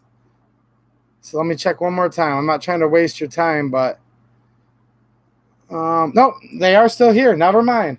Our Guns. That's the name of the company. I cannot tell you guys I'm not going to tell you guys the website name because, as I explained in the last stream, YouTube takes all of the things I'm saying, puts that into a transcript, and that becomes part of the algorithm. You're not allowed to link, or really, you're not supposed to reference websites either that sell guns. So, you know, no reason for me to get kicked off of here for something stupid. So find Our Guns, guys. RGUNS. You're not going to believe this.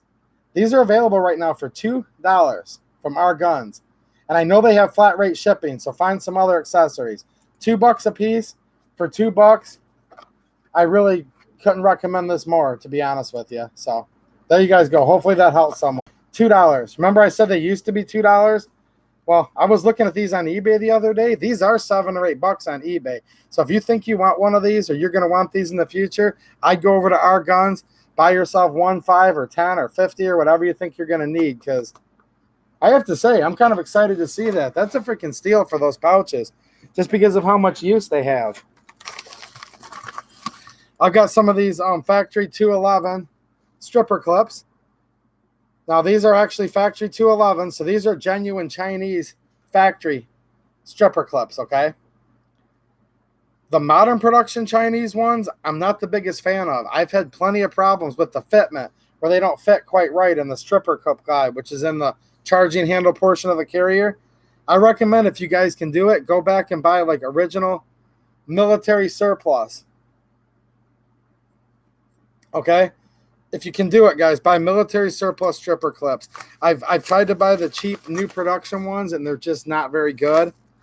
But, yeah.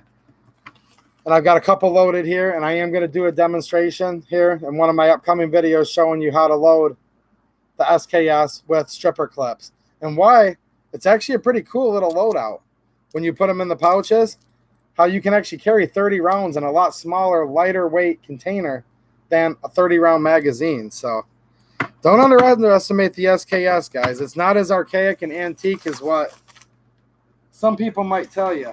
There's still a lot of logistical reasons why they're still a great little rifle.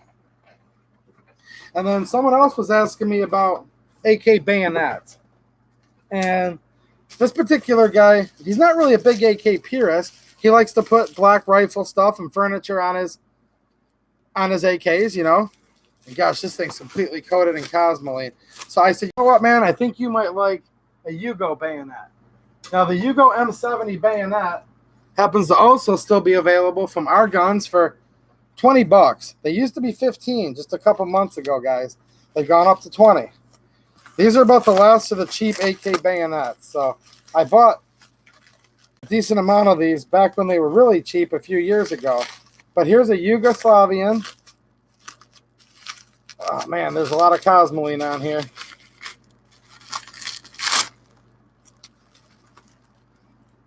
A Yugoslavian, you know, for like their M70s. These will also work on your AKMs bayonet. And you can see it's pretty much just all black. Black handle, black polymer sheath, coated in cosmoline. And as far as the blade goes, let me see if I can get this over here. Again, more cosmoline. You know, basic drop point style bayonet, you know. So hopefully that helps you out, Mateo. Mateo was asking about these, just kind of like, man, I don't know. I might get a bayonet for my AK. I might not. And I know with you not being really like a Bakelite type of guy necessarily, I know you like that stuff too. Don't get me wrong. But if you've got the Magpul furniture on your AK and kind of the more black rifle modern look, I think, you know, this might be, you know, suitable for you. It has the provisions for, and this is that super sticky cosmoline that's literally like, you know, like glue, if you will. It's got the provision for the wire cutter, so you can cut your barbed wire fence as you're trucking through on your mission, you know.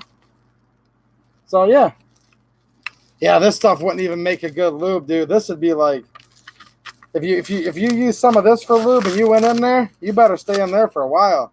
You're gonna make a baby, because this thing's like, this is like like old Cosmoline where it's literally, can you guys see that? How it's like sticking? Hear that? Yeah, this is some sticky stuff, man. I'd tread lightly with that idea. You may be in for quite the surprise, if you know what I mean. And let me see if I can get this thing back. This Cosmoline's so sticky. I like to kind of just keep these in the wrapper because I have some that I've taken the Cosmoline off of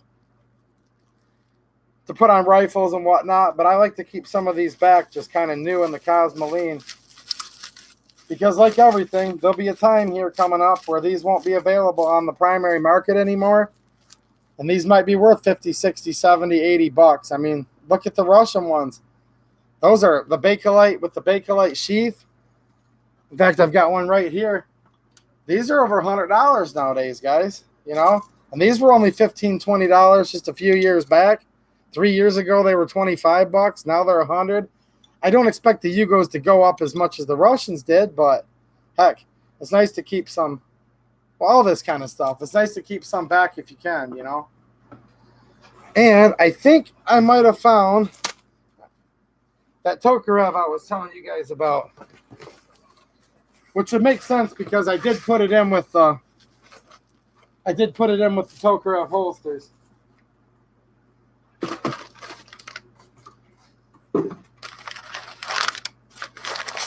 This is the one I think it is. I have not seen it in quite a while. Nope, it's not a Tokarev, actually. How did this get in there? Huh? I'll show it to you guys anyways. Certainly not a Tokarev, is it?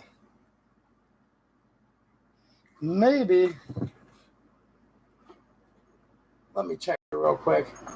I think maybe I had that in there because it actually fits in the Tokarev holster.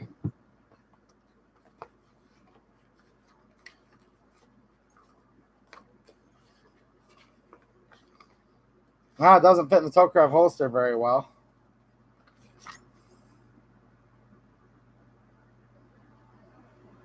Jeez, oh Pete. Yeah, I haven't seen this thing in like, oh, let me think back. 8, 9 years probably, something like that. Well, I thought I was done, but I guess I have to do a gun review now too. This is Steyr M9.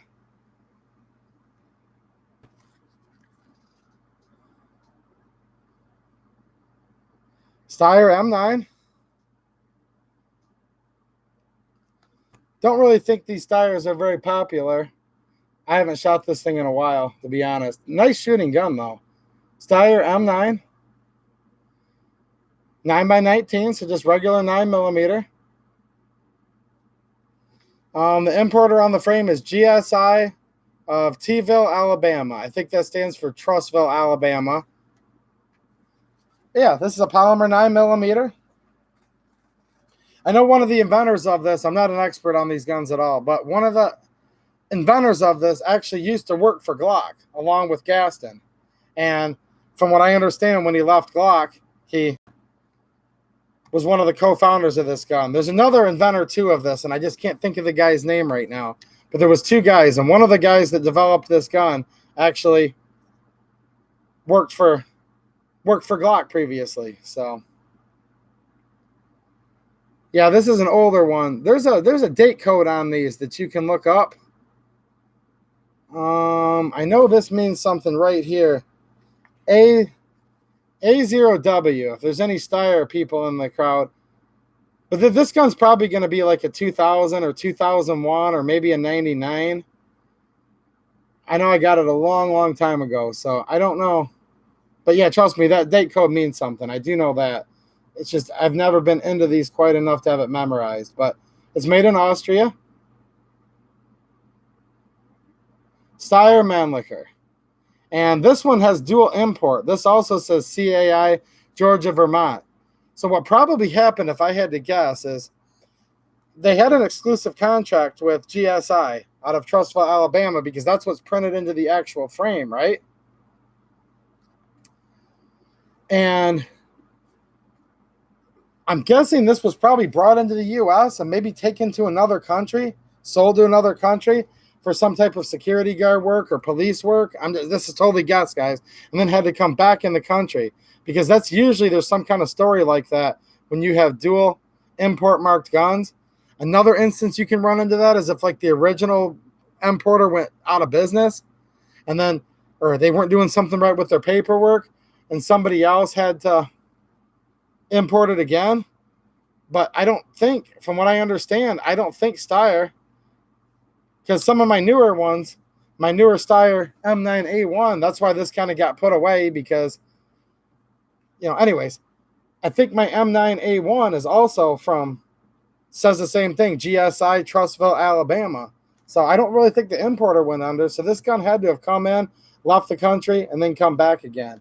But yeah, this is not the M9A1, guys. This is the original M9 first gen. This is basically the very first way that this pistol ever came in the country. And this does have one feature that's kind of different than the newer ones, guys. Whereas most striker fire guns do not have a manual safety, this one actually does. So it not only has the trigger dingus safety right here, right, that we're familiar with from Glocks and Taurus, G2C, and others. This actually has what looks like, these look like a Glock takedown lever, don't they? Well, that's not the case, because this is the takedown lever. What this actually is a manual safety. So you just push down on this here, and now there's a safety right there in the trigger guard. I cannot pull the trigger. I can still rack the slide and all that, but I cannot pull the trigger. And then I can go with my finger, push it back up again, push it out of the way, and then fire the round. So, yeah.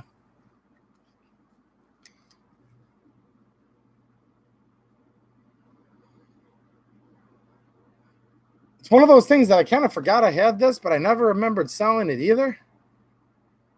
And yeah, I thought that was going to be that Russian Tokarev. So this was kind of a pleasant surprise in one way, but in another way, I was looking for the Russian Tokarev. That would have been cool to show you guys with the holsters, you know? And so, sorry to disappoint you guys. There's no Russian Tokarev tonight. But there is a first generation, very early production with the manual safety Steyr M9. Don't know how many of you guys are into these guns at all. Again, I don't think they're very popular. I've never really seen too many Steyrs out there, but yeah. Manual safety Steyr. Kind of goofy, right, in the trigger guard. Reminds you of like an old SKS or M1 Garand or something. I mean, not really, because the way theirs work, they're on the bottom, but you guys get my point. Not sure if safety in the trigger guard is really a good idea. What do you guys think? Especially when it's kind of a long reach, and I can't really get my finger up there unless I reposition the grip a little bit. I'm not quite sure. There might have been a reason they went away from this. But from what I was told years ago, and correct me if I'm wrong, they put these in here because a lot of their contracts were for law enforcement, and a lot of law enforcement require an actual manual safety besides the little trigger dingus. So, I don't know. Maybe I'll do a video on this if anyone's interested in these. If nobody cares about them, maybe I won't. But if there's any Steyr fans out there, let me know, and I could do a video on this. Let's see. A couple new people have popped in. Andrew Martinez, how's it going, man? The new G2C mag was a 32-round pro mag with a little grip sleeve here by Bloody Wheels. So check out my other videos. I did a video about his company, who forever else just came in here. Great little company, guys. Go buy something from him if you have one of these guns. He does them for Glocks, whatever. Tell him I sent you or not. I get no kickback. I just think it's cool to support the little small businesses, and the man has a great product and great customer service. So, Poor Conservatives in the house. How's it going, man? See, I was begging all night for someone from Michigan talking about this stupid weather we've had this spring, and there he is. But you're so far to the west, you're closer to another state than you are me. Let's put it that way. Well, I'm only about half hour from Ohio, but let's just say Michigan's kind of a big, long, drawn out.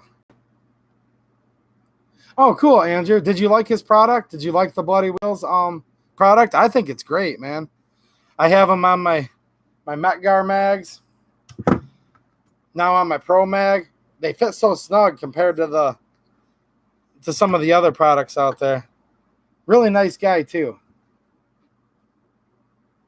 Yeah, no problem, Andrew. I'm glad it helped out. And that's why I do want to help support this guy, because he is just a small business and he's been nothing but great, and he's not giving me a kickback. That's why I do like him. So cool. So you have this same 32. Well, just to catch you up real quick, man, I've not shot this mag yet. So I'm hoping tomorrow, if I can get my work done, because it's been raining every day here, I'm going to try to shoot this real quick tomorrow, and also test out the Wolf extra power spring that I put in my Metgar P22620 round mag. If you're familiar with my Taurus videos, I had a problem with this feeding steel case. Well, I'm going to run it with the steel again next time and see if that new Wolf Springs mag or mag spring helps. So definitely going to see what happens. I know it's going to be a big difference, hopefully for the better, because it's just so hard to get all these rounds in here as it is. And Wolf makes good springs, so yeah, that's not a bad idea. That's not a bad idea, Andrew, to get one just in case, you know. And I'm going to show you guys something about my theories about the spring that comes out of this being the same as a Metgar 18 rounder. Yeah, let's just say stay tuned for upcoming videos. I'm going to wait till I shoot this first, obviously, and then I'm going to let you guys know a little secret that I was kind of guessing a while ago about the springs they're using in these 20 rounders. For those of you guys who've seen the videos, let's just say yeah, but I don't want to completely ruin it because it is a planned upcoming video, you know. Oh, I'm not too far from Birmingham. Rockford. Not exactly near Detroit either. Detroit's probably about an hour from Ohio. I'm about halfway between. I mean, where I'm at right now is also to the west, but I have a couple locations, you know, where I live and then my business. And like Armed Ape said, small business is the backbone of this country. I can't speak, but I agree with him. Support when you can. Hey, I own a small business myself. And that's why I said, look, I'll probably never even meet this guy in real life, but Bloody Wheels, support him. He's a great small business.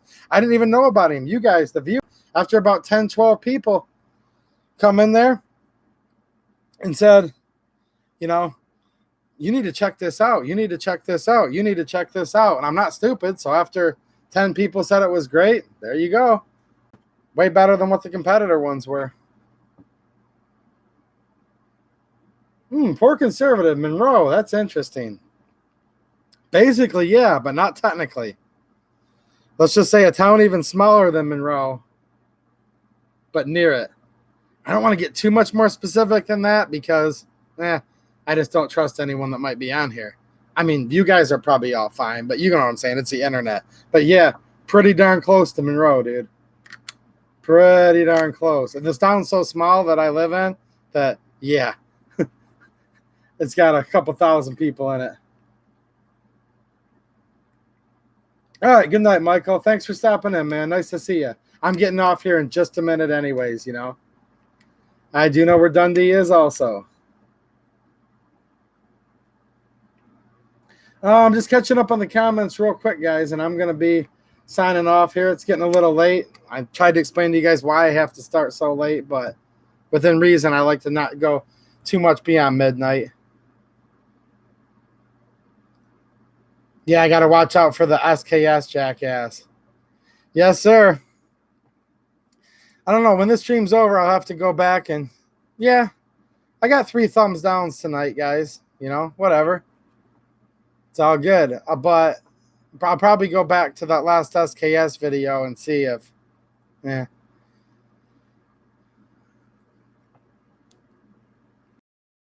thing that's interesting, though, is I know who they are, too. That's what's messed up. And I'm not going to say anything more than this, but this is where it gets interesting. I know who they are, and I bet you about half the names of the people I see in here right now, you guys know them, too. That's what's interesting. But anyways, that's enough of that. They don't really bother me enough to spend any time on it. Let's see what else is going on. Ooh, poor conservative's going to hunt me down. No. I know why you're going to hunt me down. It's obvious, dude. You're after these. I know what you're after. You know that I have these, okay? You know I have them. So now everyone's going to know where I live and where I work because these are so hard to get. But seriously, the Handguns $2. If you ever wanted one, do it, guys. They've been a good company to work with too. Let's see here. Somebody said they were going to bed, and I'm definitely getting off here very soon. Let's see here. You guys crack me up. This is fun. I like doing these streams. Y'all are just crazy and stupid enough to have fun with. You know what I mean? He means messed up. Who is the man that remains nameless? I've only referred to such an entity as a pissant in the past. See, to be a man, you got to basically... To be a man, you have to have a couple things. Obviously, you have to have a penis, let's hope. And then you have to have at least a little bit of a firm handshake. And you have to not be just a whiny little pissant that has nothing to do other than try to mess with somebody's non-monetized, totally for fun, non-sponsored, like I have 2 other real jobs channel. So I'm not really going to quite use the word man. But yeah. Let's see here. Exactly. Like Matt said, have some balls. You know, you can have the penis, but if there's no balls to back it up, it's kind of useless. Like the kind of guy that has the stick, you know, shoved so far up his ass, it serves as his spine. I'm sure you guys have heard that saying too. Yeah. I do know some old sayings, Armed Ape. I didn't realize it was that old school. Maybe I'm getting... I did just have a birthday, guys. I might be getting a little bit old and long in the tooth. Wow, that's funny. I just lost a thumbs down. Or a thumbs up, rather. I didn't lose a thumb. I just lost a thumbs up just now. I usually don't even look at it, but when we're talking about it, I look up there and I just saw it bounce. Let's see here. Who could hate an SKS? I don't know, man, if they hate the SKS or if they just hate me doing the videos on it. I'm not really sure. Yep. I'm long in the tooth. Time to put me out to pasture, boys. Oh, you guys are making me feel young now. Let's see here. SwitchPod's pretty old, aren't you? I'm just checking up on the comments real quick here, guys. You guys are making me laugh. Well, here's the thing. There's the pissant, and then there's his little helper, and he's basically knee-high to a pissant, if you know what I mean. So, that little guy, ooh. Better get out the magnifying glass to find him. SwitchPod's like 21. Off to the glue factory with you. Yep, so I'm sure that pissant and knee-high to a pissant, they'll keep having fun afterwards. Because after I turn these streams off, it's one more quick funny thing to leave you guys with. After I'm done with the stream, right, like it's over, someone can still save the stream link, and they still sit there and they bounce. They bounce the view duration back and forth. Like, I went in there one time. This is hilarious, okay? Like 3 hours after it was over. And I still had the screen up where it shows me all my final stats. I'm looking there, and I'm watching this little jagged line. 2 hours later, I was still sitting with the 2 people in there, and they were going ding, ding, ding, ding, ding, ding, in and out, in and out, in and out, because they had saved the link to the chat. And like 3 hours later, they were still working on, you know, trying to work down my channel analytics. But it was 3 hours later, and analytics don't matter for me because I'm not monetized. And by the way, as soon as I end it, yeah, let's just say they were wasting their time. It's funny. I know SwitchPod is impossibly young. If you see his new video he did, he finally shows his face a little bit in there. And yeah, he's the only one in here that hasn't gone over the hill yet. You do look young, SwitchPod. I know you're getting mad at me right now because you do every time, but you do look like you're in your 20s, man. All right, guys. So yeah, plan on another SKS video coming out soon. I have ready to go, like in my head, what I want to do. I'm just being stubborn because there was 2 other guns I wanted to show with it, and since they're not here, I didn't want to do the video today, but I'll do the video soon on that. More SKS videos. Hopefully I'll get to shoot this Taurus enough where I'll have the update for you guys that are interested in that gun, because I'm definitely interested in it too. Oh, Dog Dad, you're a youngin' too, man. Gee, so just as we're all talking about how we're getting old and it's past our bedtime, then all these youngs come in here and you're like, oh, shoot, we're just getting ready to fight. But nah.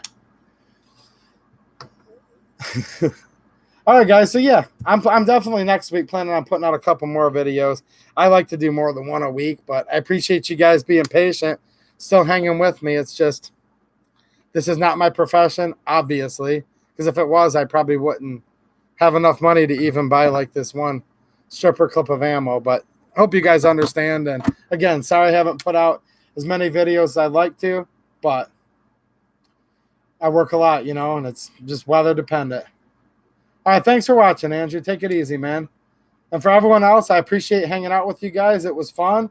And yeah, time to pass out to the Ensure and the Formula. So, all right, guys, I'm going to sign off here. And I do appreciate it. You guys made me laugh more than once, and I really do appreciate that. So, and yes, Armed Ape, this is a daycare I'm running. Let's face it. But, all right, guys, until next time, take it easy and have a good one. And there's the end button right there.